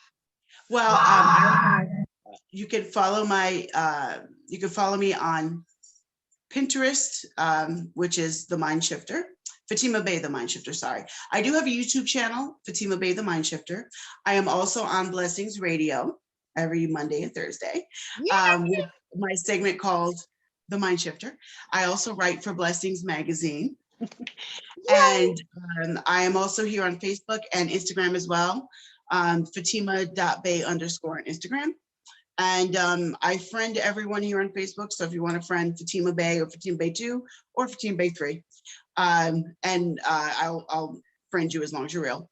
And then I also have Fatima Bay, the Mind Shifter on Facebook as well, the page. But also I have a website, which is just my name, www.fatimabay.com. BEY is how you spell my name if you don't see it. And again, thank you, Jess, for this opportunity. Thank you, my love. Truly an honor and blessing to always have you in everything. Love you. Mwah. Okay, my darling dears. Next up, we do have, let me check before I mess up, but I believe it is Maria. Nope, Nicole. See, almost messed it up again. Almost did the switcheroo. I'm glad I double checked. Nicole, are you here, babe? Yes, I am. Thank you so much for having me. Thank you for joining us. Yes, absolutely. Finally. Thank you. This is so inspiring, Jess. Like, I have to say that it's such a beautiful thing to see such great women come together and just share, you know, whatever is on their minds and hearts. And it's just a really beautiful thing. And I just wanted to thank you because the last time you had, you know, one of these at Blessings, I had come and I had just observed that I didn't want to share because I was so nervous, but I just wanted to take everything in. And it was absolutely beautiful. So thank you for inviting me to that. Thank you for joining us then too. Yeah, and you are such a good soul. You really are. And I'm glad that when I had been going through some transitions, I had reached out to you. But I will explain what my name is. My name is Nicole, obviously. I'm 39. I'm a mom of 2 boys. One is 22 and one is 4. So that's quite a stretch there. So basically, I come from a place that I've been through a lot in my life. I have had a significant amount of trauma in my life. Growing up, like I had a lot of dysfunction. My parents struggled with alcoholism, and every single one of my siblings have. It's been a long, long journey.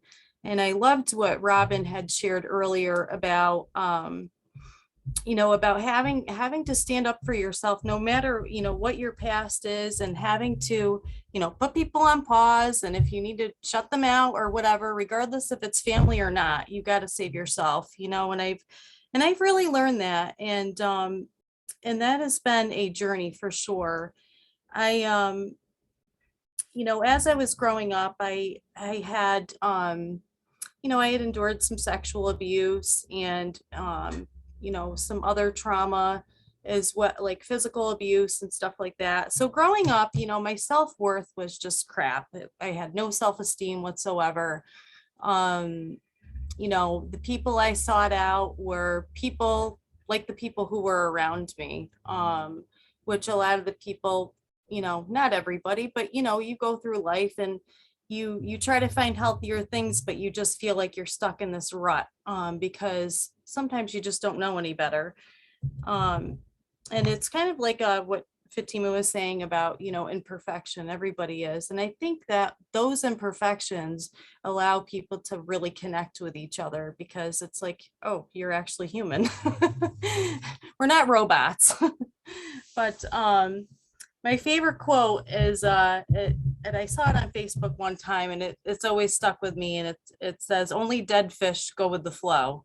And I think that's so true, because if you're not growing and changing and, trying to move forward in your life, you're just going to be stuck back there. So, It is very true. yeah. So not, my parents, obviously, when, and I don't hate my parents. I love them very much. I think that too, when you have parents who also have their own trauma in their lives, they kind of, put it on us kids on, Not intentional. exactly, not intentional. Absolutely. And so, going through life, not really having the best coping skills or anything like that, I ended up turning to drugs. And and I went through at least a good decade and a half of my life trying to kill myself. And it was painful, but it was, at the end, it was very beautiful too. It was, the first time I had ever really, held the mirror up, so to speak, and have been able to really work on myself. And I struggled very much for a long time. I had, luckily, when I was using, it was a little bit before the heroin epidemic. And, there wasn't all the fentanyl and all that stuff out there that's really killing people. So I feel so blessed to be sitting here today. Amen. Yes, absolutely. It was very painful, but so as I, I don't want to say got well, because I don't really believe in that. I think, healing is such a journey in itself. But, when I was able to put the drugs down and actually cope with life on life's terms, and I decided to like do some digging and, going back and really focusing on forgiveness and all the resentments that I had, which were a lot. And coming to terms with like some of the trauma that I had been through too, that was like really, really difficult, because a lot of people, and if you think about it, things that have happened in life, you think, well, why did this happen to me? Like, I couldn't understand for the life of me, why certain, am I a bad person? I questioned myself like you wouldn't believe. So making peace with those things, I later on learned that I went through all those things to help other people. And, with addiction is one of those things that it is so like self-seeking, and like it's all absorbed of self. It's all about your need, and screw everybody else. I'm gonna stomp on anybody's head to get to the top type of thing. But it's that kind of thinking comes just around that. That's how you basically survive. But after going through treatment and all that stuff, I developed a compassion for helping other people, and that's how I live my life today. Life absolutely is a journey, and healing is as well. And as I grew older, like I started to marry and date every single one of my parents. I had mom and dad all in one at times, and then I would date dad, and then I would date mom, just all the dysfunction, would come out just in other people.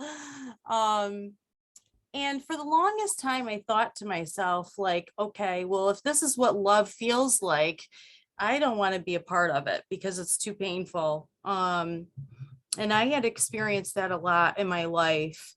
And I thought to like, I like being in those ruts where you can't even seek out, a healthier partner because of what you've either been through in your life, in your self-worth and your self-esteem, and just those family dynamics of just being so stuck in them. And you can be away from them, but it's just all ingrained in here still.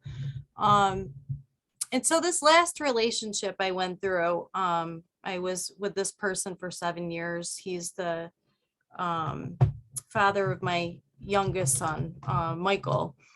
And I kind of hit a bottom, like relationship wise. And for the first time, I really had to do some changing around there, because I knew, like, in the back of my mind, like I knew that I deserved better. But I couldn't I couldn't seek that out. It was like, no matter even how much I wanted it, it just like it was like I had a sign on my side that said I love assholes or something. I don't know. I'm sure a lot of us can relate to that, honey. Yes, I had to leave absolutely. the bad boys all the way God. alone. Yes, absolutely. So anyway, so and it's hard too, like being a parent and being raised in certain circumstances, and then trying to like better the next generation, right? And like trying to instill good family values and giving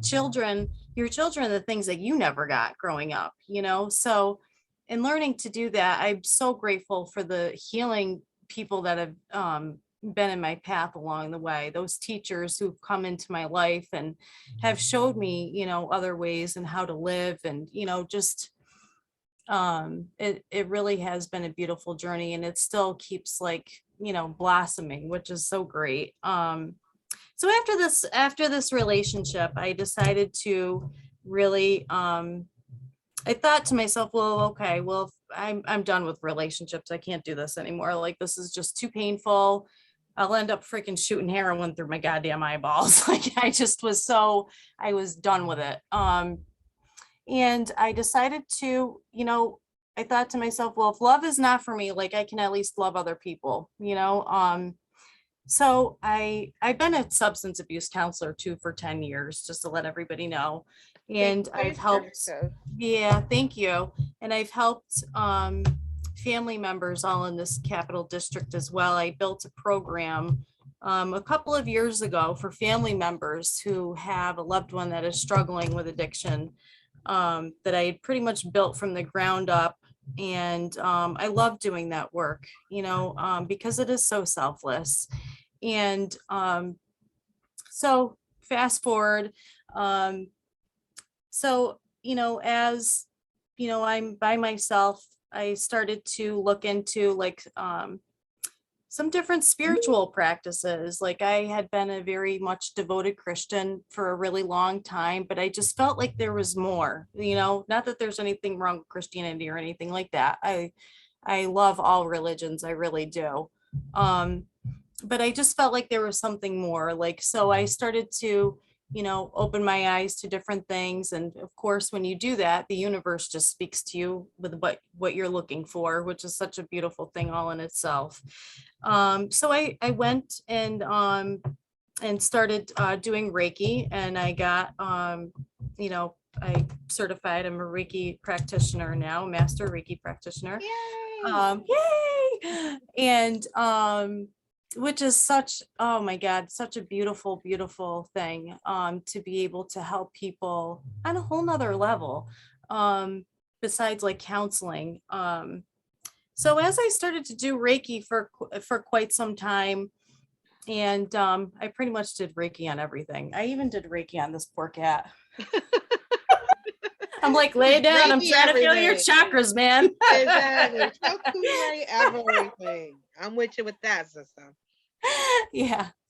So, but I've actually helped a lot of animals too, and people as well. And I've talked to Jess a lot about wanting to go to Blessings and do some work there as well.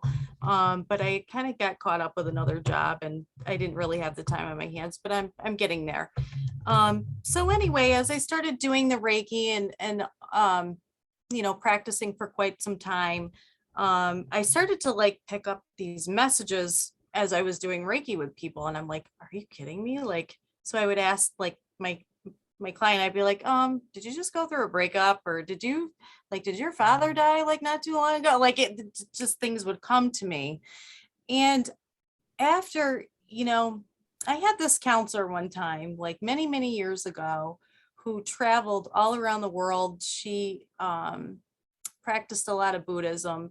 And she used to have us, like all us girls, when we were in rehab, she used to have us go in these group rooms and do these meditations and the drumming. And I used to love it. It just felt exhilarating.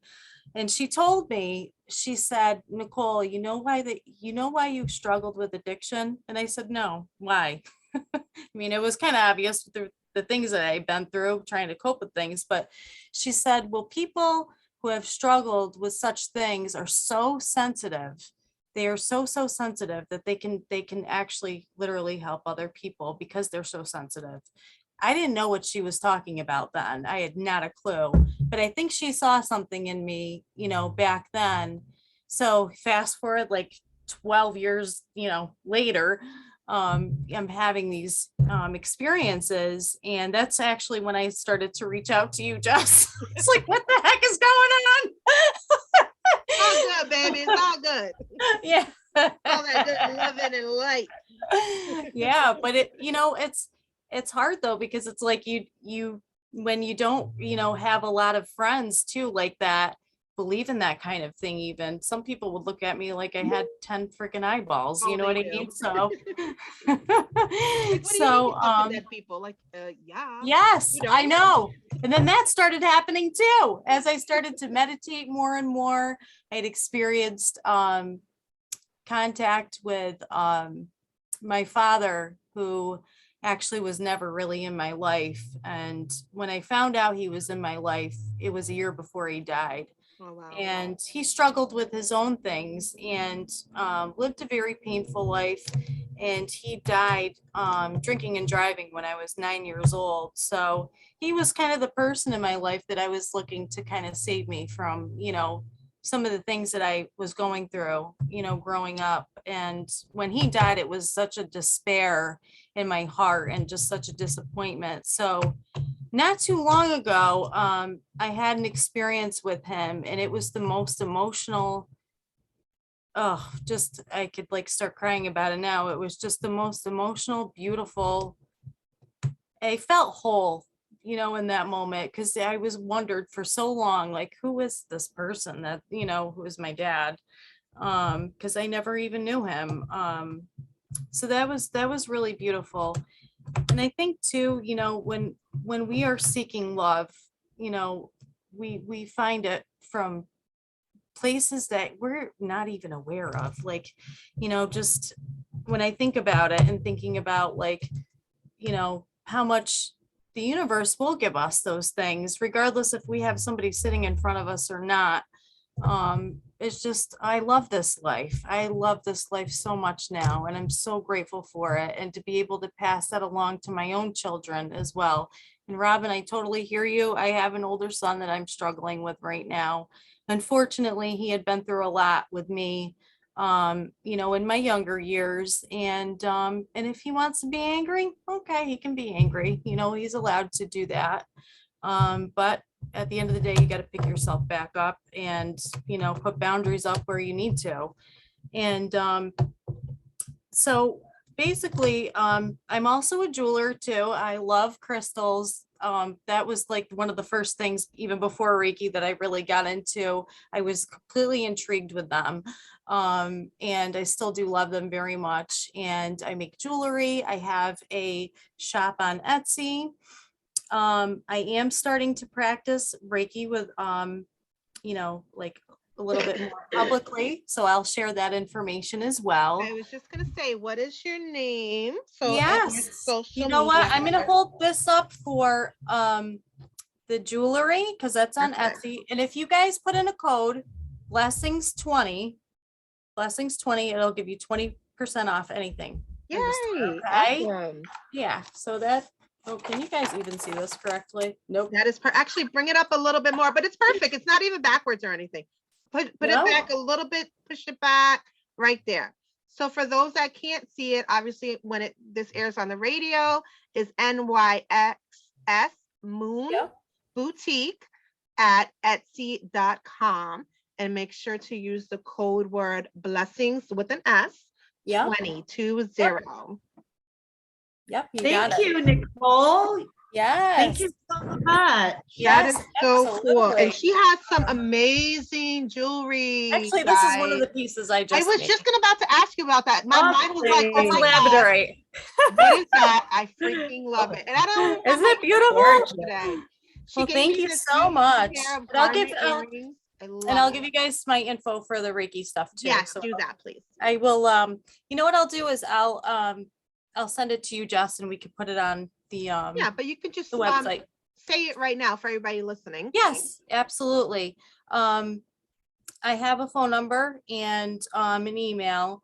Actually, you could use nixsmoon@yahoo.com. And my phone number is here, I'll just put it right here. Probably can't really see. Can't read that. Can you just tell us that? I'll post it up. But yeah, so if you guys are interested, I do a lot of aura work and Reiki with people and animals, and I can do space clearing too, which is a lot of fun as well. So thank you so much. It's such an honor to be part of this, Jessica. Thank you so much. Heidi, congratulations. It sounds like you definitely well have earned it. Oh my gosh, definitely. Thank you, Nicole, Yeah, for thank you everything. so That was much. awesome. Thank you for Absolutely. sharing your story. Thank you. Congratulations to you, and more blessings are coming your way, love. Absolutely. Thank you. Definitely. So next up, we have Miss Maria. Maria, are you here, honey? Let's hope she's here. Yeah, I'm right here. Okay. Unless it's a different Maria. And I actually go by Maria on Facebook, but my real name is Luz Maria. And that's how I have you on my phone. Because she, oh my gosh, let me before you get started. My son was like, Mom, you got to talk to this lady, Luz. She blessed my son with a job. Thank you. Oh, okay. You're welcome. And you're so beautiful, because when he didn't get approved for the school funding, you literally took out of your own pocket out of the program.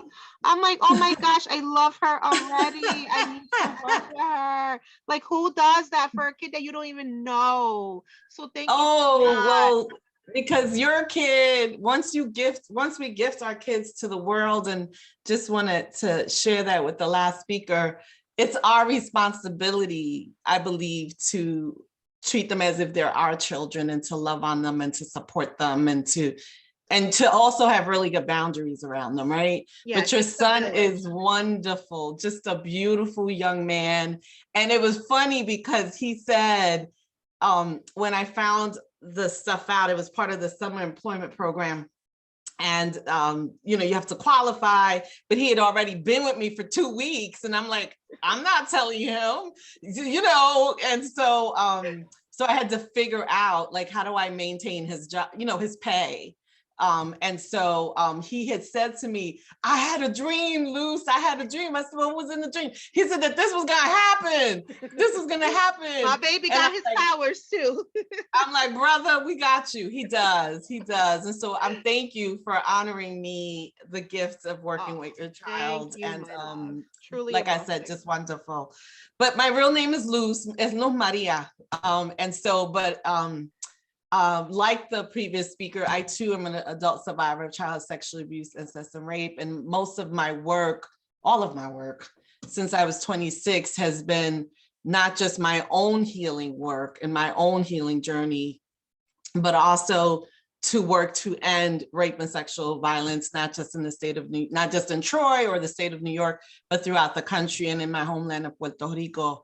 I am a Black Puerto Rican, born and raised in Harlem, meaning I identify racially as an African person. Both my parents are from Puerto Rico.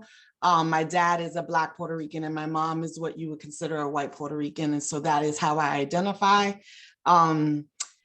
It is my life's work. And so this past summer, as a local organizer, we've been trying to figure out, because I should also disclose, and I apologize because I don't even think Jess knows this.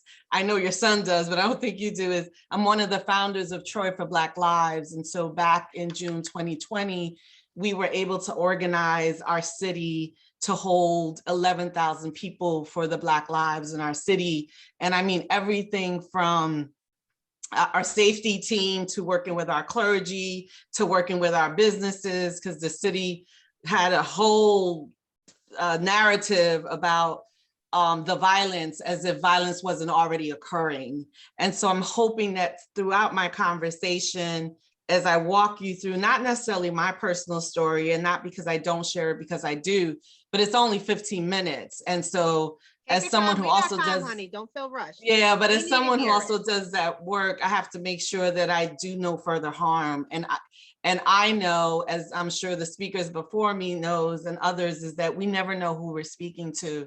And so 9 times out of 10, I could be speaking to a survivor who is never disclosed, never even told anyone, and could be triggered by whatever I say or do. And so I want to make sure that I do no further harm. And so, but I am a survivor abolitionist. I should clarify what that means. That means that I do not believe that the criminal justice system, that law enforcement, that courts are ever going to end rape and sexual assaults or any crime. If that's not what they do. And I believe deeply in community and in community care and in mutual care. And so a lot of the work that I have personally been doing with folks in my community of Troy, because this is where I live. And I'm also at that age right now where I just want to focus in Troy. I'm tired of traveling the world and making the world safe. And then my own community does not have resources or is not connected. And so I'm really rooting myself down as I root myself in age as a 55-year-old trying to figure out what's the next stage of my life, you know? And so, so I want to take a few minutes before I go further, because I think that was a lot, just to get us to get back into our bodies. I want to thank Heidi for the drumming, because I think the 15 minutes of the drumming was really about getting into our bodies, getting into our spirit, getting into who we are. Yeah. And so there's this concept, it's been in my head since yesterday. Healing for me has been a life journey. I have one-on-one therapy, and I also practice African traditions. I'm very much rooted in who my people are and where our strengths are. If you think about it for a minute, just for a minute, as you get yourself settled and grounded, you take your shoes off if that makes you comfortable, whatever it is, a stone, you know, for me, it's Florida water, it's incense, whatever it is for who you are. the magic and the beauty and the resistance of Black people who were kidnapped, forced, and enslaved, not just in the United States, but across the entire globe. In my homeland, they were taken and brought in Puerto Rico in chains and enslaved and forced into sexual violence to create more. As you think about the beauty of Black people who have restrained themselves, rebuilt themselves, who have formed community after community, everything from the Black Wall Street to safe communities and where I grew up in Harlem. And yet we don't see those things and we don't value those things. But I am here to bring those things into this circle as we navigate what are the tools that we need to keep ourselves whole and safe. And for many of us who are Black, who are from the Caribbean, who are from Latin America, who are from Asia, who are from indigenous land, we know what those things are.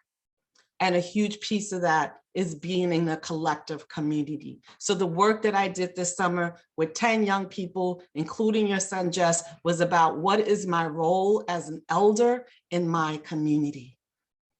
And what is their role as young people? So if you could just take a few minutes to take a deep breath, to think about your people and who are you bringing into the space, to think about the breath of life. Think about the breath of life.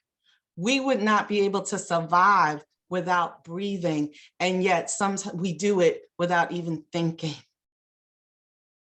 And so what mindfulness teaches us, what drumming teaches us, what dancing teaches us, what all of these different practices that come from the people of color diaspora across the continents, the globe, is to remember life and breath and to respect that. And so please do what you must and what works for you and breathe. I'm not going to force you to breathe deeply. I'm not even going to force you to exhale. That will happen naturally. But I am asking you to slow yourself down, to regulate your heart, your nervous system, your body. I'm not the only survivor in this space. I come from a long legacy of women, of Black Caribbean women who have been used and abused beyond their imaginations. And yet we are still here. We are still here. But we must slow down our nervous systems. We must slow down our breaths to help us balance. It's not a surprise to me that many of us as Black people, as Latino people, as Asian people, as indigenous people suffer from diabetes, multiple sclerosis, lupus, heart disease, high blood pressure, because our nervous systems have been for more than 500 years sitting in trauma and anxiety. And we must slow down. We must give to ourselves that which was given to us, that was taught to us. And so as you slowly come back, I'm gonna share with you my PowerPoint for this. And I apologize for sounding this way because I'm used to speaking to large circles of people. But I sat through several of the talks from Shamika to Fatima and Robin and I'm so sorry I missed the person's name because it just says Next Moon. And I felt the need to sort of do a hybrid with you all. And for me, my ancestors are what holds me. And some of those ancestors, I know their names, and some I don't know their names, but I know that I don't walk this world alone. And so I bring my ancestors from Puerto Rico, my ancestors from Africa, my ancestors and the indigenous people of Puerto Rico, the Boricuas, and I greet you peace and love. Most of my work has been really cold, and I'm only gonna talk about that for a minute. I'm one of the national violence against women advocates who lobbied Congress on the Hill for like 15 years to ensure the Violence Against Women Act. And what does that have anything to do with what I'm saying? It's developed rape crisis centers across this country, domestic violence centers, domestic violence court court benches, everything from the sexual assault rape kit, which is what you call it. We call it the sexual assault response team. Everything that you know about what happens when a woman or a person is raped or a victim of domestic violence, I have worked to ensure. And then I also created pieces that were about what happened to me when I was 7, what happened in my own home, what happened to me when I was 12, what happened to me when I was 15. For 7 years of my life, that is all I knew, that I was supposed to be used in a sexual way. And so what does that do to a child? What does that do to a child who is Black? What does that do to a child of immigrants? What does that do to a child when you live in a very classist and oppressive and sexist and racist world? It drives us right to drugs. It drives us to high school truancy. It drives us into suicide ideations. It drives you to look for loves, as Nick Spoon says, in everything, because that is the body, that is just an innate thing that we need, just as breathing is, right? And so what do these programs do if we have them and yet they don't see us as victims? They don't see us as people who could be harmed and as people who deserve healing and as people who deserve spaces of resiliency and to build resiliency, right? And so I want to bring back, and much of the work that we, Troy for Black Lives, have been doing, because we are a collective of people who've been formally incarcerated. That's right. I work with people who've caused harm, and I work with other survivors. And please understand that the people who are formally incarcerated have been harmed themselves, okay? And people who have been harmed have caused harms themselves, because I wouldn't be here and we wouldn't be human beings. And some of you hearing me can attest to both of those realities. I can tell you that as a mother, I had to heal in order to break the cycle of generational trauma, of child sexual abuse on my own kids. And I am happy to say that I was able to break that generational trauma from continuing, as my youngest is 19 and my oldest is 28. However, there is still much more work to do. There is so much work to do by the fact that my eyes and Nix's Moon's eyes and other survivors' eyes have been open so that we can bring you into the light of, this is a beautiful globe we live in, but we're causing each other a lot of harm. And that there's a difference between harm and abuse.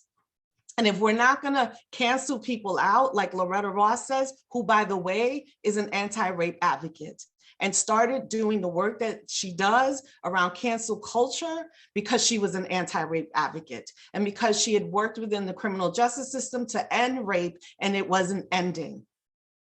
And so if we're moving people out of our communities to end crime, but crime is still going up, clearly that's not the answer. What the answer, I believe, is in collective communities. Is how do we come together as people of color? And we do this all the time, and we do it without even thinking. We sit in kitchens, and you all know that, whether it's a Puerto Rican house and they're making pasteles and they're all in the kitchen and they have just literally undone some generational curses. We saw it in that beautiful play that was given to us called Encanto, that talked about the hidden secrets behind the walls, right? We talk about African drumming, but I'm gonna bring bomba and soca into this. Bomba and soca are traditional dances of Caribbean people, my people of Puerto Rico. I believe Cubans do it and Dominicans, but you know, we got this competition things. So I'm gonna say Puerto Ricans and soca, and it is about resistance. We don't take to the streets and protest without our claves, without our shaker raise. Like, this is what we do. Do you understand me? And we do that because we're loving on ourselves while we're standing up for truth. And if you want to continue to stand up for truth, then you have to and you must prioritize your own healing. And our ancestors have taught us this. You cannot go to a Black Baptist church and not hear call and response. Why? Because those affirmations is what holds us as a people. We know this, but the world has told us, like Fatima told us, that we got to be perfect, and to be perfect means you have to be white. No, no, no, no. To be perfect is to be who you are today, with knowing that tomorrow you might be different. right? We know this from Kitchen Table Press, right? I didn't mention that. I'm a Black feminist. I know that when Barbara Smith and, and Audre Lorde, who by the way just had a birthday, when they created the Combahee River Collective that gave us what Black feminism was because they understood that they needed to speak up for not just Black women, but for our rights and to our bodies and self-agency. We know this from dance. Hip hop, I grew up during the golden era of hip hop. Those young people were talking about our lives and what we were experiencing in the street while dancing to rhythms. So how do we organize in our communities and dance to these rhythms? For many of us who are rooted in Pan-Africanism, the Sankofa is a beautiful symbol that comes from the Ndinkra people of Ghana. And it is this concept that we must retrieve from our knowledge of the past. It's what Carter G. Woodson used for February as Black History Month and made it Black History Week. And then through the years has become Black History Month. Carter G. Woodson wasn't doing that just because he wanted to add them. No, he was doing that because he understood that during the Ma'afa, which is the transatlantic slave trade, during Jim Crow, during civil rights movement, during the reckoning that we are now in this country of Black communities rising, we are forgetting and missing things. And so how do we get those things and how do we bring them back? How do I, as a 55-year-old, get back what was taken to me when I was 7, when I was 12, and when I was 15? How do each of you hearing my voice, and please don't go, oh my God, 7 years, that's different than me, so I must not experience sexual violence because what happened to me was a one-time thing or only 5 minutes. No, your story is just as valid as mine. But how do we get back what was taken from us? Because we surely can. I can't get back my regular developmental process as a 7-year-old. I can't get back my developmental stage of what it meant to be a 12-year-old or a 15-year-old, but I can certainly get back with the grace, the self-love, the healing that I deserve, the life that I am supposed to have had. I can get those things back, but it's gonna require me to do work.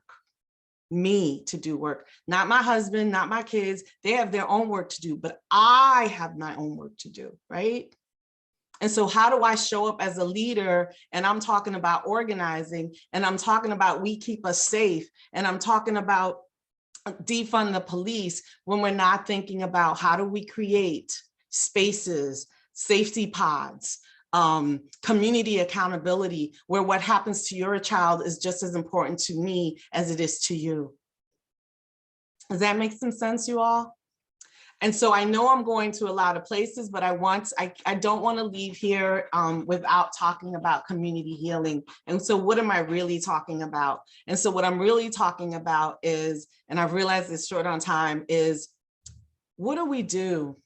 2 weeks ago in my city of Troy, we had 2 16-year-olds get shot. What do we do? How do we show up? I told you that I'm an anti-rape advocate. I told you all the work I've sort of done to increase advocacy for rape victims and domestic violence victims. But what about gun violence victims? Why aren't these same crime victim advocates coming out to support these families around crime victim? Why is it that when I show up and I say I'm a rape victim to the ER, automatically the ER knows exactly what to do in order to find supports for me by calling the Rape Crisis Center, by bringing in a sexual assault nurse examiner? But when we have someone who's a victim of a gunshot, who's 16, who's 17, who's 23, regardless of age, those same systems or crime advocates are not called to come in. That is a problem. That is concerning. Despite what those young people are doing, they deserve advocacy. So what are we doing for crime victims of color, for queer, Black, and people of color, for people of color with disability, for immigrant communities? Why is it that you have to be a citizen in order to get access to crime victim advocacy? That makes no sense to me whatsoever, right? Makes no sense. How do we do this? So here's what I know about the crime victims process, right? So for those of you who are hearing my voice or on Facebook, if you know anyone who is a victim of any crime, whether it's rape, sexual assault, or gun violence or street violence or gang violence, there is assistance that they deserve. For those of us in the capital region, and if you're here in Troy, it's similar. SNUG is one process. And then there are people like In Our Voices, which is an LGBT people of color organization. It's based in Albany. They serve 7 counties. They provide hotline support. They provide short-term and long-term support. They help victims file for crime victims compensation. Should you have been victimized in your own home, the crime victims compensation can help you move so that you're not triggered by being in the same space where you were harmed. Okay, they can connect you to long-term counseling that goes beyond their long-term counseling, and in some instances they might be even be able to provide you with mutual aid.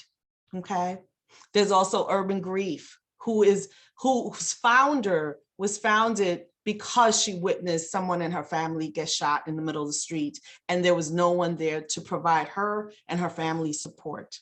And I want to say this other last thing, because I know I'm running out of time, is crime victims compensation exists across the country. Every state has them. Every state is different with what regs they will support and what they won't support. But here's the one thing I need you to hear from me in the capital region. It's not an answer to ending the violence, but it dag sure is going to be supportive to families, many of whom form like fundraisers, GoFundMe, to help bury their loved ones.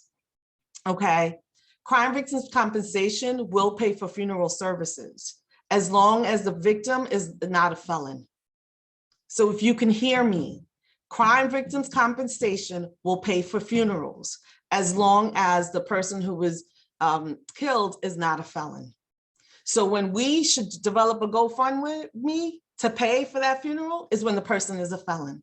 In between that time, we need to connect people to places like Urban Grief, who work directly with families and walk them through the process. Okay, I'm going to go a little bit further. Unfortunately, I'm going to leave you with more questions than I have answers for. Why? Because these are questions, I'm not an expert. I'm in this with you. So how is it that we can see each other's humanity? How do we get to a place that we don't dehumanize people who commit harm from people who have been harmed? The world has conditioned us.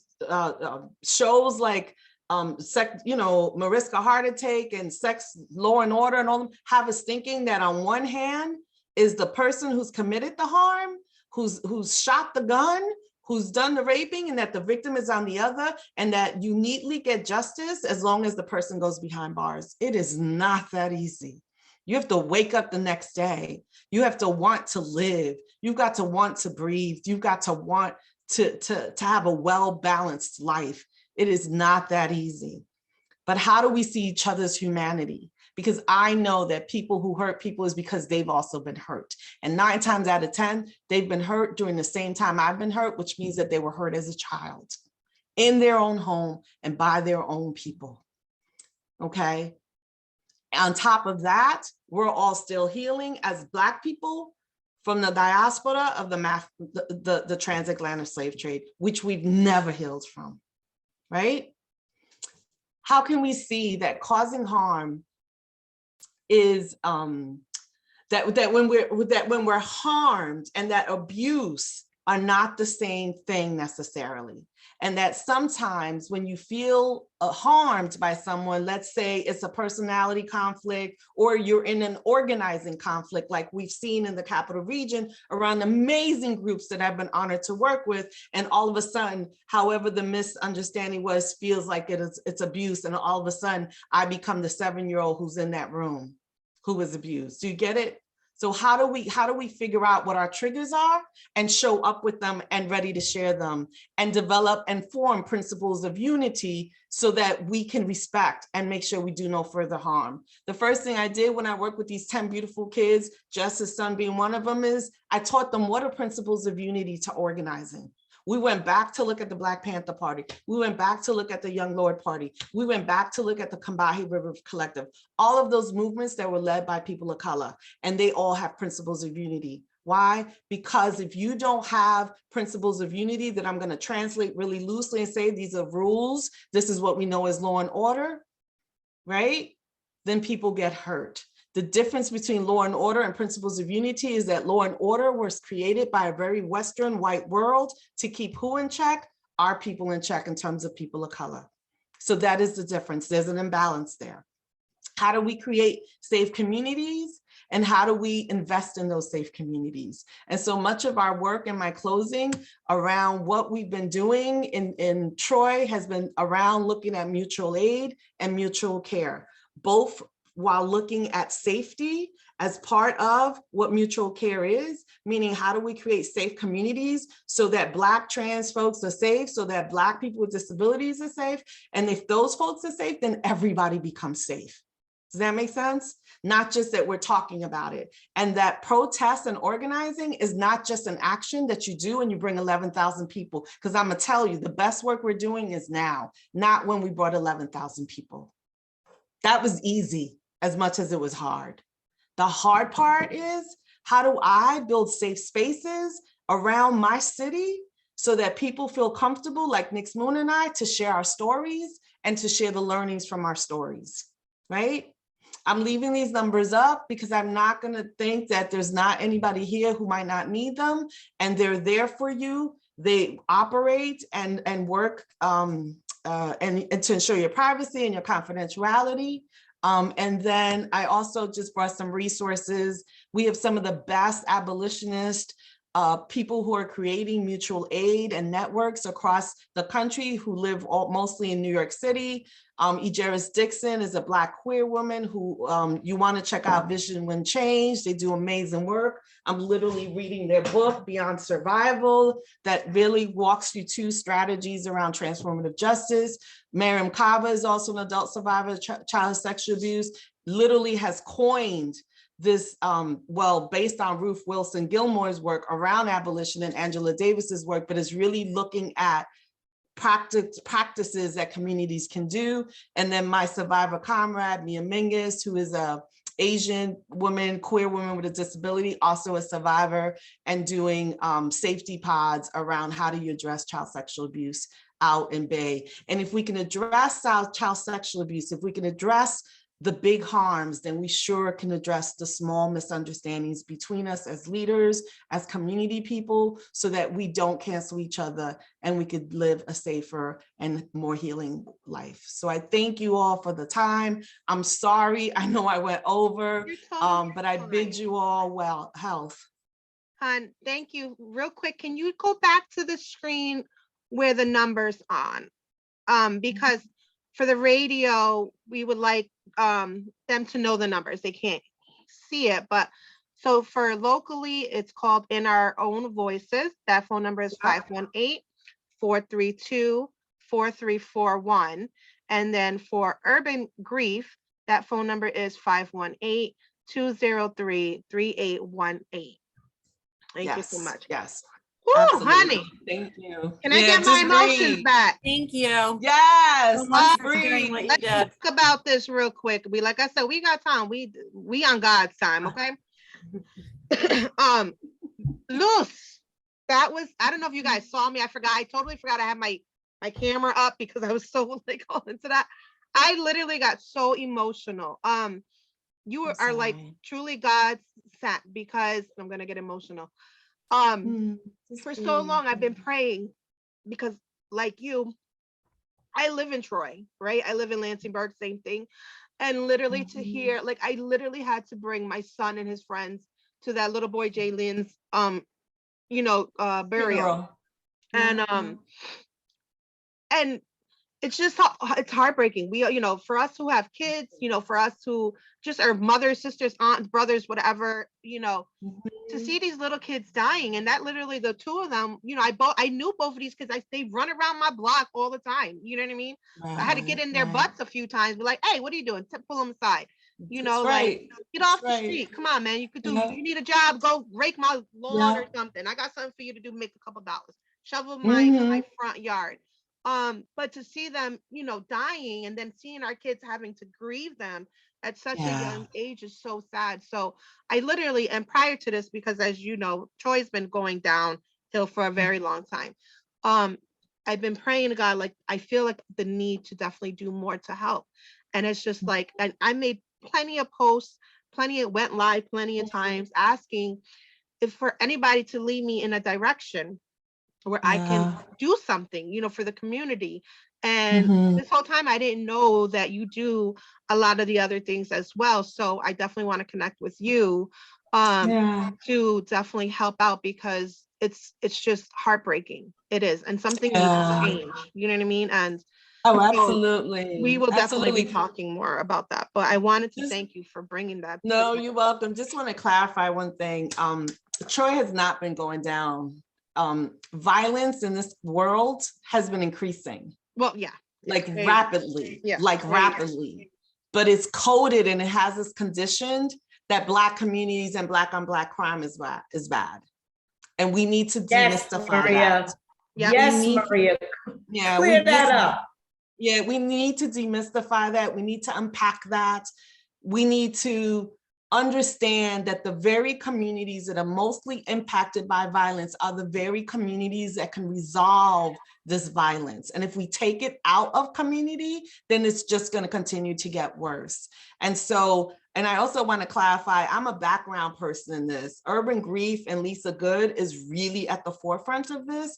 And so all I do as a leader is I just navigate behind her and I try to connect her to families, or I try to connect our leaders who are halfway just like us, broke. Like you get shocked, like you don't know what to do. But and then there's a GoFundMe, but we don't know what it's for. And we don't know if it's needed. And so I'm trying to demystify that process for people to get them to understand, because a lot of them are mad at me because they're like, you'll only come out when police abuse us, but you don't come out from Black on Black crime. And I'm like, I don't believe in Black on Black crime. So of course I'm not going to come out for it, but I am going to come out as a crime victim and support families and support our young people about how do we heal from this? I saw a lot of our young people, right? Because it's your son and a bunch, they all know each other. And I'm like, y'all got a platform.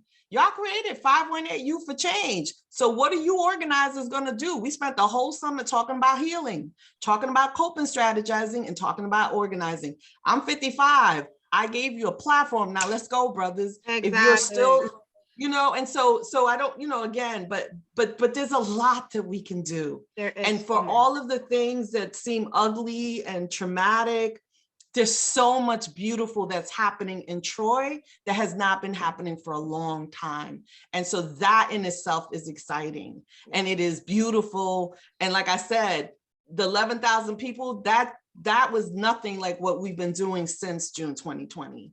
And so I encourage you all to read, to learn about abolition, transformative justice, and to not just stay at the hurt, but use the hurt to transform your lives. That's so true. Thank you so much, my love. That was amazing. And Thank I'll be talking to you to see what else I can do to help, because like I said, I just felt like, just like I felt the urge to help heal people, it's like it's been eating at my soul because I'm literally watching it. You know what I'm saying? I'm hearing the gunshots right past my house, and it's like, there's got to be more I can do about this. Like, I just can't just continue to witness this and not speak up or try to do something, organize something, but God has put you in my path. So I appreciate that. And I appreciate you, my love. Thank you so much. Thank you. Thank you. Likewise. Peace and love, everybody. Thanks for the shout out, Robin. You all take care. You too, Thank hon. you. Okay, Thank so you. next, Also, I would like to say, hold on. Go ahead, Second babe. chord moves.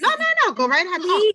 Please, if you need any help, I will see if I can send you a message, private message, maybe, if it's okay with you. Because we would like to see if we can start something over here around our ways too. Oh, sure. You could just hit us up lately it's been ridiculous Here. with the threatening of bombs, with the shootings, with the bullying, and it's been crazy, and then Right. I get it. Like, you guys do live in an area, especially you, Jess. I hear you saying that, like you do hear the gunshots, and it's crazy how children are doing this to one another. Absolutely. What can you do to fix the problem? What can you do to help the situation or make it better? Exactly. It is, and I'm trying to type. I can't type and talk at the same time because I know you got more folks. But if you want to hit us up, I mean, you could find me other ways, but I would hit us up at free at Troy for Black Lives, and 4 is the number 4, free at Troy for Black Lives. But again, I would encourage you all to look up Urban Grief, to go to their websites, Urban Grief, to get their number. Lisa Good is fantastic, a Black pastor born and raised in Albany, is really doing amazing work around healing and around prevention. I don't want to act like we do all of that. Our work is to organize communities and to stand up against oppression in our community. And it's all, and we see that as a caveat for why our kids are harming each other, and that reinforces it. And so. Totally agree. Yeah. Thank you so much, my love. You're welcome. All righty, guys. Whew, like I said, I was shedding tears. I was like, let me hold back before I start. Where's Nikki at? I would have been like, oh, I'm having a crying session right here. Okay. But I needed to release that because that was something that was definitely, I was holding dear to my heart. So I'm happy that Luz was able to help me with that. All right. So next up is, she gonna bring this love and light, Miss Cody. You guys remember her from our Blessings Women's Empowerment in December? The spitball fire that we just love. Your energy is everything. So welcome, my darling dear. Thank you for joining us. Thank you so much. What an amazing group we have today. So incredibly grateful to hear all the different shades of stories. I think it's beautiful that everybody has these experiences that they can share and really help people. And I think what it comes down to is really knowing that we are enough and coming into that self-love. And everybody has the common theme of when you heal inside, with the things on the outside heal. And so, that is a beautiful takeaway for today, is that the more we do with the inner healing, the more we bring peace into the world, peace into our own lives, and we will see that reflected. So keep doing the good work out there. You guys are amazing, shedding all your light in all your different ways. I'm going to bring it back into February, also being the month of self-love and love and Valentine's Day. And I think Valentine's Day was even like some really like scary massacre, but we're just going to stick with it being love because it's just nicer. And I wanted to tell you this tiny little story here about part of my journey. And if you can imagine for a second, it's Friday night and your dad is a guitar player in a band and he's going to be playing at this amazing barn. And you just can't wait to go out with your friends and listen to your dad play with his band. And you head to your bedroom to pick out the perfect outfit. And you get into your room and you grab a pair of pants and your fat flops over the pants. And you say, okay, well, maybe I'll try a different shirt. And you put a different shirt on, and then you try a different pair of pants, and then you try a different pair of shirt, and then you try a different everything. And then you take the whole thing off and you cry. And then you go, I really want to wear this sweater. I'm wearing it no matter what. And you decide that you're going to take some electrical tape and you're going to go around your body as many times as it takes to create an electrical tape corset, because this sounds like a good idea so that you can look good for dad's gig. I did that. That was me. That was my room. That was my Friday night. That was my dad. And it was his band playing. And it was my favorite sweater. And I didn't know what loving me was. And I went to this gig all taped up with electrical tape. And I was sweating and dancing and I couldn't really move the way I would normally move. And the electrical tape began to stretch and fold and cut into my flesh. And I started to cry and I started not to be able to breathe. I started to panic. And then I looked at my friend and I had to tell the truth about what I had done to myself. And I was embarrassed. But I didn't know why I was embarrassed, because I had done the thing. I said, you guys, I need scissors. We got to get me out of this. And they're like, out of what?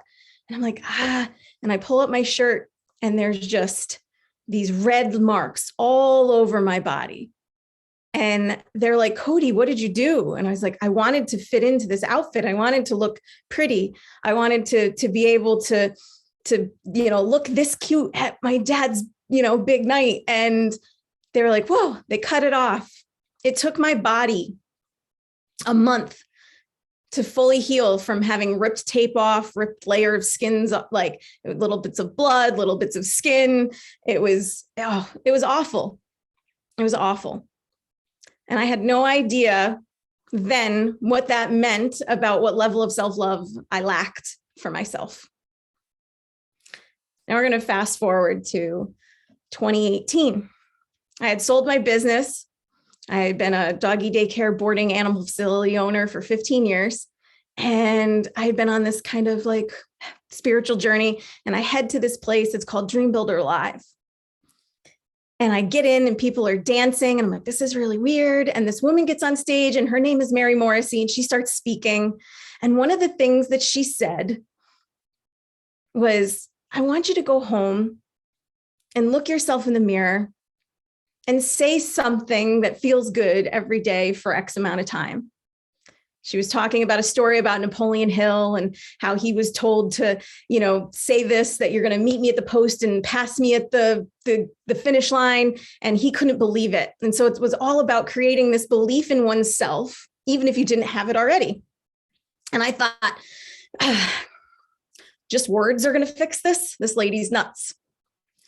But I didn't have anything else to go on. And it had been years and years and years since I had duct tape to my body. I'd gone through all these different, eat this way, don't eat that way. I was, 130 pounds. I was 167 pounds.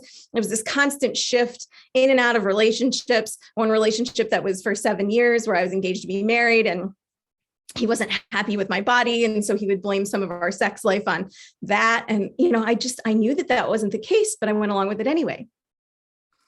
So I come home and I'm like, all right, you know what? I'm going to do what this lady said, because what the hell? Why not? So every morning I'd get up and I'd say, I'm 125 pounds. I am fit. I am trim. I am the happiest and healthiest I have ever been. And I love my life. And this little voice inside would say, yeah, sure. And I would wake up the next morning and I would say, I'm 125 pounds. I'm fit. I am trim. And I'm the happiest and healthiest I've ever been in my life. And the little voice would go, yeah, but you only lost 2 pounds. And I'd wake up the next day and I did it again. And I did this for 365 days in a row, and I didn't miss a day. And then we had this beautiful pandemic happen. And everybody got locked up in their house. And I was like, hallelujah, I'm going outside. Because if everybody was in, I was going out. I could enjoy nature all by myself. What a great idea. So I get in my car and I drive to a place I had never hiked before. There's not a single car there because everybody's following the rules. And I just decided that, well, it can't hurt if I'm in nature by myself. So I'm just do it. So I did it. And I pull up and I'm nervous because I'm in this place I've never been in. There's like weird things happening in the world. And I'm a female and I'm alone. And my mom has always told me, like, Cody, don't go out in the woods by yourself. And they're going to chop you up into little pieces. I'm like, well, who's going to chop me up into little pieces? There's nobody here right now. So I got over all of these little thoughts and I start walking in these woods. And if you remember how Nix Moon was talking about how she started to hear voices, yeah, that happens to me too. So I'm walking, and all of a sudden I hear this voice and it says, get naked. I'm like, what? Yeah, get naked. I'm like, right now? It's like, yeah, get naked in the woods. And I'm like, oh, that's a horrible idea. No. We don't even know where in the woods we are. We are not getting naked. And it was like, yeah, no, go ahead. I'm like, So my higher self was trying to call me into looking at myself naked in the woods, like doing something completely out of character and completely, new and exciting. And I was just like, oh no, that mom will be mad. This will be bad. What if bugs? It's 47 degrees out. Like, So here I am. And I say, all right, listen, universe, God, creator, if you really want me to get naked in the woods, I will. If when I walk around the next bend, there's sunshine. I'm like, well, it's a pretty cloudy day. Chances are pretty in my favor. I think I will make it out of the woods with my clothes on. Except I turn the corner and there's not one sunshine spot. There's 3. And they're coming in this row of pine trees, like these beautiful, hazy, glowing lights from heaven that said, you're getting naked in the woods. I was like, well, I am a woman of my words. So I guess that means I'm getting naked in the woods. And so I started to take my clothes off in the woods and I started to hang them up on the tree because we didn't want them to get dirty because I'm a little weird about bugs and things in the woods. I don't know what's creeping up after the winter. And so I start to take them off. And then I hear this voice say, take a picture. And I'm like, what? Like, now we're going to take nudes in the forest? Like, who are we? And what? This is very inappropriate. Mom would definitely disapprove. Oh no. It's like, just do it. I was like, okay. So I take my little hiking boot and I put it in the middle of the walkway. And I set up my phone for a little timer and I take my naked little booty and I run down to the sunshine spot. And I strike a pose. I don't really know what I'm doing, but I struck a pose and it went off. I run back to the camera and I pick it up. Now, remember, for a year, I have said, I'm 125 pounds, I'm fit, I am trim, I'm the happiest and healthiest I've ever been in my life. And I love my life. I love me. And I look at this picture and I'm like, wow, I'm beautiful. And the little voice on the other side said, yeah, you are. And it was the first time in my life, let alone those 365 days that I'd said that and had that voice nag at me. No, you're not. No, you're not. No, you're not. It was the first time that that little voice agreed. And they were in unison and harmony with one another. And there was a difference then in that moment for what I knew was self-love. Many of us say, yes, I love myself. I love me. Of course, who wouldn't? There's a difference between knowing of self-love, practicing self-care, and moving into the cellular beingness of one's self, of self-love. And that is where freedom and empowerment and beauty and your divine everything come from, is that moment when you stop knowing about self-love. You stop worrying about, am I practicing self-love? And you just become self-love. And I have to say that this journey was full of all sorts of crazy, amazing twists and turns. And it has not been a constant losing weight, feeling good. I can show you this picture, which is pretty awesome, because if I had ever thought that my journey, here we are, 2015, 167 pounds. 2018, working on it a little bit. 2019, I crushed 2019, let me tell you. And then 2020, I gained a little bit back, not much, but I was doing it on my own. And I was able to maintain a plant-based diet and feel healthy and feel good. And then I came back into almost the same weight I was by the end of 2020 as I was in 2019. Fantastic. So our journeys are not always going in this forward motion. My weight was still kind of fluctuating within the years that were the best so far of my life of self-love. But what was the difference? What was the difference? The difference is now I talked to myself sweeter. I knew the key and the tool to waking up every morning and sharing with myself, I'm 125 pounds, I'm fit, I am trim, and I'm the happiest and healthiest I've ever been in my life. And my brain believes me. And I do new exciting things with my body every day. I switch it up. I remap that mind. I remap that love. I gained 14 pounds back since that picture in 2020. I had moved. There were some things happening. There were some energetic shifts. And old Cody would have gone for the electrical tape. She would have been like, oh shit, the rolls are back. We gotta, oh no, all that work for nothing. And now we're back in the thing and the flaps and the folds and it's all flopping over my stuff again. And like, oh man, that would have been Cody years ago. This Cody that spent all that work and got naked in the woods, even though mom would be really upset about it. This Cody had different tools in her tool belt this time. And so I'm really happy to say that when you put these things in place and you use them day after day, year after year, and it doesn't happen overnight. But you end up with this array of tools in your belt that when things do flex and flow and they're not flowing in the way you necessarily thought they'd flow, and it's 14 pounds more flow than you were expecting, you can still wake up in the morning and love yourself. I look at myself and I'm like, oh, hi, what you doing, girl? Hi, guess what? I'm really grateful for you, you 14 pounds of protection. Thank you. I don't know what you thought we needed protection from. Our organs are fine on their own. They don't need 4 inches of fat to protect them, but I so appreciate you. Let's work together to uncover our organs and stay healthy and happy. And I talk to my body different, and I play with my body, and we make jokes with each other, not nasty jokes, funny jokes that make both parts of myself work together for a common good for the body. And then guess what? I lost 2 pounds. Just talking to myself different, just feeling different. I was like, oh, there we go. Okay. My body felt like some of the changes meant that it needed to gain this weight to protect us from something, because that's what it had done. It gained weight because it felt that if we were heavy set, then this person who was not being nice to us would leave us. If we're not sexy enough, a relationship won't stay.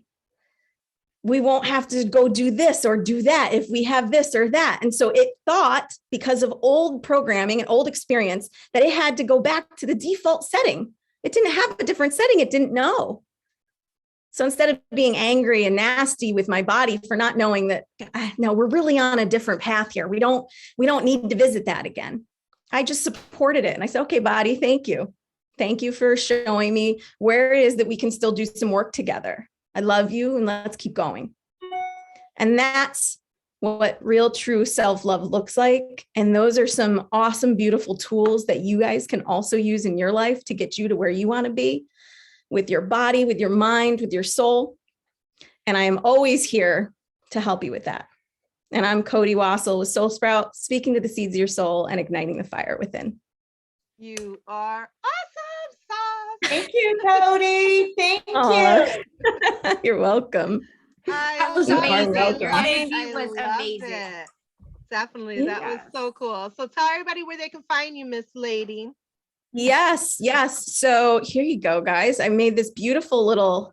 So the next place you can find me in person is actually coming up at the Mind, Body, Soul Expo in Saratoga Springs, New York, with the beautiful Gem Rhodes. And I will be doing all sorts of cool, fun things called the Cody Factor. So we're going to add a little bit of humor into that as well. You can check me out there. You can also check me out at soulsproutspeaks.com. That's the website. And all of my Facebook handles are the same for congruency and ease. So it's at Soul Sprout Speaks for Instagram, Facebook, LinkedIn, you name it. Complimentary 45-minute sessions if you want to get on with me to see what kind of strategy we can come up with to help you move through any obstacles you have in life. Please feel free to take up that time, and I will give you everything I can in that 45 minutes. And even if in that 45 minutes you decide, hey, this isn't for me, I promise you'll at least leave with a couple tools in your belt to take with you on your way. Definitely. Now, do you have a website? I'm sorry if you mentioned that or not. Yep, it's soulsproutspeaks.com. Awesome. I also just created the Cody Factor community. So if you'd like to come to weekly free workshops and learn any little tips and tricks during the week, you are all welcome to join my Cody Factor community on Facebook. So that's free to join. You hang out, and every day I'm posting something different. Send me that invite, honey. I will. Thank you so much, everybody. Thank you, love. I have to say real quick, I was going to die because when you said, oh, and I have this picture, the only picture that went in my mind was you naked in the woods. I said, oh my gosh, if she posts this picture on Facebook, they're banning me for life. I got that one too. I was like, if she posts this picture right now, we're going to go, what they call it, we're going to be trending. We're going to go viral. Yes. Oh my gosh. No, kept it PG. Yeah. Needless to say, I'm happy that you did, but truly loved your presentation, your speech, and so inspiring. Absolutely adore everything about you, babe. Thank you so much, honey. Oh, my pleasure. Woo! All right. So we are close to the end, you guys. Thank you so much for joining us today. Last but not least, I definitely have to introduce the lovely Miss Reverend Heidi Kowalchyk. So real quick recap of how I met the beautiful being. A mutual friend of ours, Elise, she introduced me to Heidi. She actually asked if I wanted to go to her house for a Reiki share because I am a Reiki master too. And I was like, sure. I never been to a Reiki share, but I was like, okay, no problem. So I tagged along my daughter, which was cool because she never, got into anything of the stuff that I do as well. But so we went. Number one, your house is a beautiful. I love it. Everything about it. We were greeted with so much warm love and genuine just love and light. It was just amazing as soon as we walked in. We went in, we enjoyed the Reiki, and then ever since then, I was just like, I need her in my circle. So much that I asked her to marry me and my husband in the 2020. That's a lot of 20s. And it was a beautiful blessing for you guys to be able to do that. Love you and John so much. Heidi, take it away. Thank you. And happy Blessings Woman of the Year. Thank you so much. Woo! Thank you so much, Jess. I'm just so honored and humbled for sure to be just in the presence of so many inspiring women. And thank you for the honor of being Woman of the Year. It's like unbelievable to me that you would pick me, and I'm so happy just to be part of your community, to be part of the community that you build of clearly inspiring women. And I know this is not the only group, there's more. So I'm very happy. Thank you so much. And I'm very grateful that to have met you. I'm so blessed that you came to our house that time. I hope you'll be coming again when wherever we're in person. Excuse me. And then just grateful that we hung on to each other, through all this COVID and everything. Just to be part of each other's communities, not even being in person, is a blessing to me. So thank you, and we're certainly honored. John and I are honored that we were able to officiate at your wedding, and thank you for inviting us to do that. And it was just a gift to us. So excuse me, all of a sudden I can't talk. So I'll just give you a little bit of information about me and my husband and our ministry. First of all, I'll start with just me. I've only been a reverend for 5 or 6 years, but and I've only been retired for, it's going to be 5 years. But before that, I was mostly working in nonprofits. My career was very near and dear to my heart. I had a lot of passion for what I did. I was a Head Start director for many years. I worked as a director for a hunger relief program, and then ended my career. The last few years we lived in Binghamton for most of my career, and my kids raised our kids. We moved to Long Island, and I changed careers, worked in government at the end of my career. On the other end of the grant receiving, I got to manage grants that went out to the community. So that was a lot of fun. And I think I manifested that for sure. And while we lived on Long Island, I became a Reiki, both of us became a Reiki masters. We learned sound therapy with tuning forks. We found our place within ourselves that we knew was the path for our spiritual development. And that was really a powerful thing. And part of that was we had been introduced years before to the Course in Miracles, which was a miracle for us and our relationship, and then just blossomed when we were in Long Island. And then none of this was my plan. None of this was his plan. It was, these things came to us. It was all divine plan. And we just were open and followed it and went with it. And so the next thing was becoming ordained ministers through Alliance of Divine Love. And the premise for that ministry is all there is love. And so we moved up here because we were led another divine plan. All of our children ended up here and our grandchildren. So we had to move up north and buy a big house in retirement. So all of our grandkids, 6 grandkids now, could fit here and enjoy our home. And we also knew we wanted a spiritual retreat center so that we could have retreats. We now have a women's grounding retreat once or twice a year. We were having Reiki circles and drum circles until COVID, and now we've gone totally on Zoom. But we do have a Reiki circle that we'd love to have you all come to every week. It's on Thursday evenings. We have meditation on Zoom every week on Tuesday evenings. We do a 10-minute talk on Facebook Live about various topics of interest to us.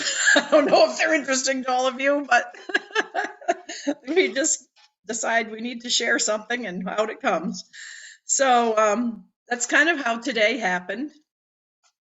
In terms of my what was I was going to talk about, I clearly thought I was going to talk about something else and worked really hard at it, and then said, oh no, this is what I told Jess I was going to talk about, and then all of a sudden realized that I already put the talk together. So I've combined some of our 10-minute talks. And so what I want to talk to you about today is the ripple effect and the importance of that in our lives. And so it clearly was important to my husband and I because our ministry is called Ripple Effect Spiritual Therapies. And it is that we are, as I said, we're energy healers, and that's the premise of our ministry, is that everything is energy. Everything in this universe is energy. Our bodies, everything that we look at in this world is energy.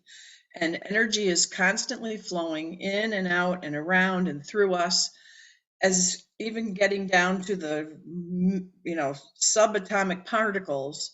Everything is moving. Nothing is stationary. Everything is moving.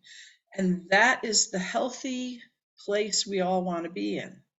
When energy stops moving, that's when we feel stressed, we feel sick, we can get sick physically, emotionally, mentally. And so that ripple effect is really important.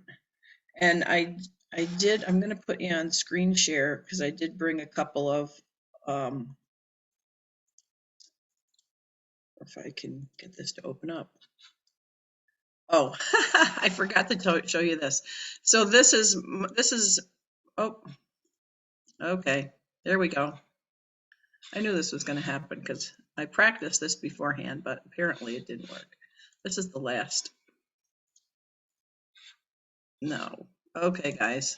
Some of you were so good at this. All right, I'm not going to try to make it bigger because it's not working. But anyway, you can see that this is, I found this is really funny, this funny meme, which describes what I feel like my mission in life is now. When people ask what I do for a living, I create ripples in the space-time continuum that alters future realities in the third dimension. So there. But the next thing I wanted to show you was the ripple. And so picture this. Visualize a droplet of water. or in this case, it was a pebble being thrown into the stream. It was a smooth surface, but when the pebble goes into the stream, what do you see? You see ripples. And each one of those ripples, those circles of waves, is energy extending out in all directions from that one point of impact. And I want you to think of it. I'm going to get back out of the stop screen share. Okay. So I want you to think of that as a physical thing that happens, and try to convert that to within our minds, because it's the same thing. It's all energy. A thought is energy, and so is that physical activity of that pebble going into the water and rippling out. So anytime we put energy into something, it's going to ripple out into the world, into every cell of our being, out into the world, and it's going to be affecting everyone and everything that's around us. So I think the ripple effect is a metaphor in the wording, but the concept and what happens is a physical reality. And so when if we can think of ourselves as that body of water, we can feel it, that even subtly and sometimes dramatically in our lives. And I feel like I'm just following up on what so many of you were talking about already today. And because I know that you know about the ripple effect, you can feel it and experience it. And so the thoughts, every thought we have flows out into the world. And so then we want to think about what our thoughts are and how it affects us, our bodies, our minds, and then others and everything. And I'll talk a little bit about some examples in a minute. So then we can think of it, I'm not a mathematician, but this one is very simple math to me. In terms of that ripple effect and those waves flowing out, 1 + 1 does not equal 2. If you think about it, 1 + 1 is something much, much greater in terms of the ripple effect. So the next thing I wanted to talk about is, I mentioned how the ripple effect, how it affects our mind. But right now I'm going to talk about how that energy affects us in a group of other people and how it affects the other people. It's called the emotional contagion in groups. I never heard that term before, but I always, when I'm going to talk, we have to go online and research. So that's a term I learned, but you can all relate to it, I'm sure, because how many times have we gone into a room and there's an argument happening in the corner at a party, or if we're at a business meeting, we walk into the room a little bit after things had already started and there's disagreement about something. You know it ahead of time, right? You know that there's a problem. Why? Why is that? Because you can feel the tension in the air. That's something it's palatable. It's something people talk about. We all have experienced it. And so that is the ripple effect. That started with a thought in somebody's mind, and then it rippled out into that whole room. And before you know it, maybe a whole family or a whole office or a whole company experiences that. So if that happens in just one room, don't you think it also happens out into the world? So think about all the things that are happening in the world right now. And it's all those things that are happening started with a thought. And sometimes we feel like, I know I do, that what can I do? I don't have any control over what happens in Russia. I don't have any control over what happens in Afghanistan. But you know what? We can help. We can help change things by a thought, because it's very powerful. And when you get your thought and your thought and your thought and your thought and your thought, and we all get together and we share that same thought, it's very powerful. We have, as I shared, a Reiki circle on Thursday evenings, and we put people's names into the circle for healing.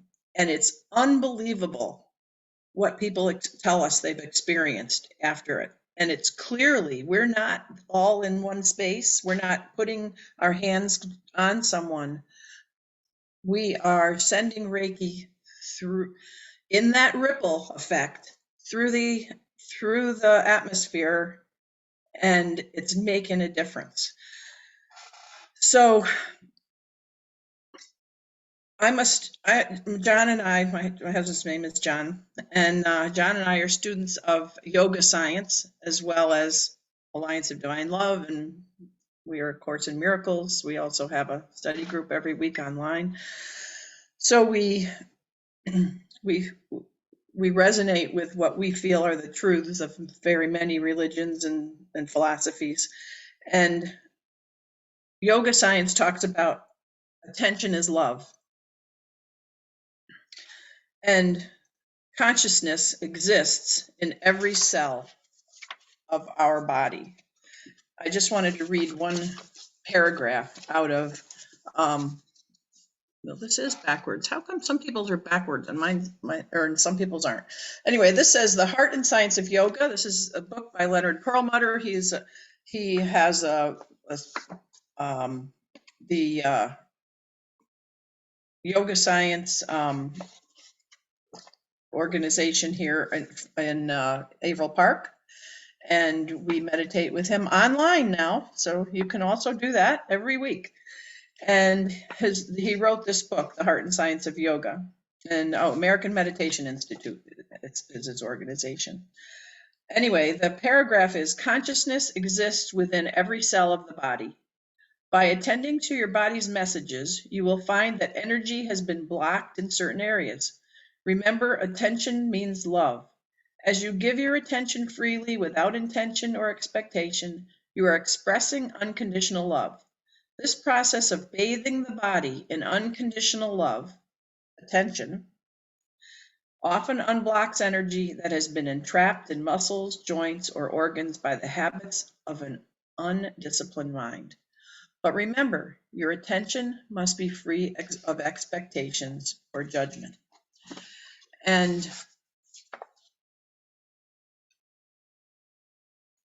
so I wanted to also share the screen again. Let's see how this goes.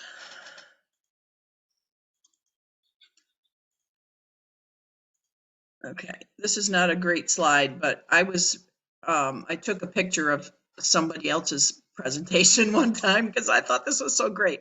This is Deepak Chopra, who's also a yoga scientist. Neurons that fire together wire together. You can rewire your brain for higher consciousness by focusing on love. And that just it just shows you how powerful our minds are. I love that Shamika earlier shared about the importance of self-love. Think about we're looking for love, right? Crying baby. What is a crying baby looking for? They're looking for us to hold them and love them so they can feel loved. If we have physical pain, our knee hurts. You know, we hurt our knee and our knee hurts. What's our knee looking for? It's looking for attention. It's looking for to be loved. So if we take care of that knee and nurse it correctly, what happens? It's going to heal. Same with emotional pain. You know, just try closing your eyes right now. Take a breath and visualize, start to feel love. And if you have trouble feeling that love right away, just feel light. And once you sit with that and focus on that, you can start to feel that and visualize it expanding out into our auras, which is that energy field outside our bodies. And if there's anybody around you, I guarantee you that they will be attracted to that. Okay, open your eyes back up. On the reverse side, or not necessarily reverse side, if you are, who's ever been in, like you're sitting in an audience and you notice somebody in front of you and they have, for me, I always like if somebody has a really interesting hat or they have interesting hair, I might be looking at it and seeing, you know, and how many times do they turn around and look at you, right? So how does that happen? It happens because your attention is energy, your thoughts are energy, and they're experiencing that. So here's some other examples of love and its power. And it starts with a thought. My husband is a gardener, and he loves to garden. And I didn't realize how much he loved it until we moved into this house, and there's enough room for him to have a big garden. We have almost 17 acres. And so he's always had a garden, but I didn't know it was out of love before until now. He planned his garden. He goes online and looks on YouTube to find the best way to grow plants. He draws up his garden. He thinks about it. He dreams about it. And then it comes into fruition. Starts with a thought. Everything starts with a thought. And then it comes into fruition. He built a fence so that to keep the deer out. He built garden boxes for raised beds. He put the best manure and all of that in this to make the soil the best it can. And his garden is beautiful. He plays classical music for the garden, for the plants when he's out there. And he has it flourishes because he attends to it with love. We're remodeling our kitchen. He has no interest in most of that except for saying, yeah, it looks okay. But I love to do that. I love to do the planning and the dreaming and the researching and all of that. And you all have similar things, right? Jess is nodding. We all have something that we put our attention in because we love it. Maybe it's our children. We read about the best way to raise children. We love them. We hold them. We kiss them. We adore them. We praise them. All of those things. We support them in everything we do because we love our children. Our taxes. Now, there's another story. Do you love doing your taxes? No. Who loves doing taxes? Maybe some people do. I suppose, CPAs probably all love it because that's their right. But if you don't love it, maybe you should think about loving it. Because if you do, everything will change. I guarantee. How you feel about it will change. How they come out will change. It'll all change. Cody's journey. I loved hearing her story because it's all about knowing the power of self-love and the power of love in everything. Never undervalue the power of your attention. So we can have kinds of thoughts, all kinds of thoughts, negative, positive, whatever, but it's the ones we attend to that we give the power to. So which ones do we want to give the power to? And, you know, you can't choose what pops up in your mind, but you can choose what we give our attention to and what we give our love to. Compassionate Buddha taught, you are what you think. So and we can choose what we think. You know, we think I can't choose all those thoughts. People get overwhelmed by all the thoughts that come into our minds, but we can choose which ones we keep and which ones we attend to, just like that garden that my husband has. I'm going to share, I'm sorry, I'm going to share another meme. So let's see, where is it? So here's the last one. What you think today determines what you experience tomorrow, is what I want to tell you. And what Mother Teresa wants to tell you is, I alone can't change the world, but I can cast a stone across the waters to create many ripples. And so it is. Amen. Amen. That is so true. Oh my gosh, I love you, Heidi. And of I love you course, too, Jess. don't forget, you also are a beautiful writer. There's your picture. Let me see if I can pull it out there. You're in Blessings Magazine. Thank you Shameful so book, much. but thank you Thank you for so writing much. your amazing articles as well for Blessings Magazine. You're truly inspiring. I just love that you guys literally exude love. Like that's what I felt as soon as I stepped probably foot on your property before I even went to your house. I'm just like, oh, this just feels good. Oh. So all those positive thoughts and energy, I just felt every droplet of it. Your ripple effect is definitely touching and expanding all throughout the world. And I so love you for doing that. Thank you for so being much. Blessings Thank you. Woman of the Year. Thank you. Appreciate Thank everything you. you guys do. I didn't give you my website. We have a website, rippleeffectspiritualtherapies.org. Our Facebook page is Ripple Effect Spiritual Therapies. And Reiki, people who are interested in Reiki or are Reiki practitioners may want to know that we are having the Northeast Reiki Retreat up on Silver Bay and Lake George. So I invite you to sign right up because it's going to be amazing. I So see go. you guys have the lineup already. I got to make sure I can be available for that day, but Oh, absolutely. definitely. Northeastreikiretreat.org is the website.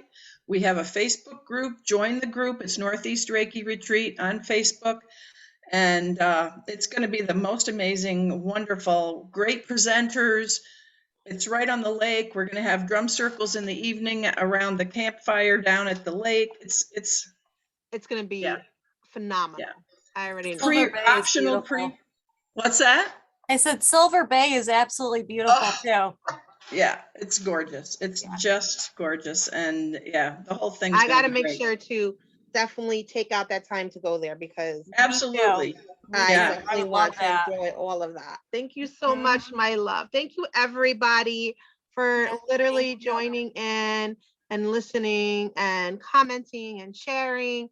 You guys are truly inspirational and motivational and funny and hilarious, but sincerely the best. You guys rock. And thank you for making this virtual Blessings Woman Empowerment Benefit amazing. Love you guys. We love you, Jess. Thank you, Thank you guys Jess. for You're the tuning best. in. We love you. Bye, ladies. This will also be aired on Blessings Radio 107.3 FM. Not this week coming up, but the following week. So make sure you guys tune in for that. Also, it will be on Blessings Wellness Center YouTube page. You can always find it on Blessings Wellness Center Facebook page. Please feel free to share it with everybody. The powerful messages that came through today need to be heard throughout the entire world. The love and light need to be continued to spread. And thank you again for helping us do that today, you guys. Let me stop the live first. Stop live stream. Okay. And then I stop the recording.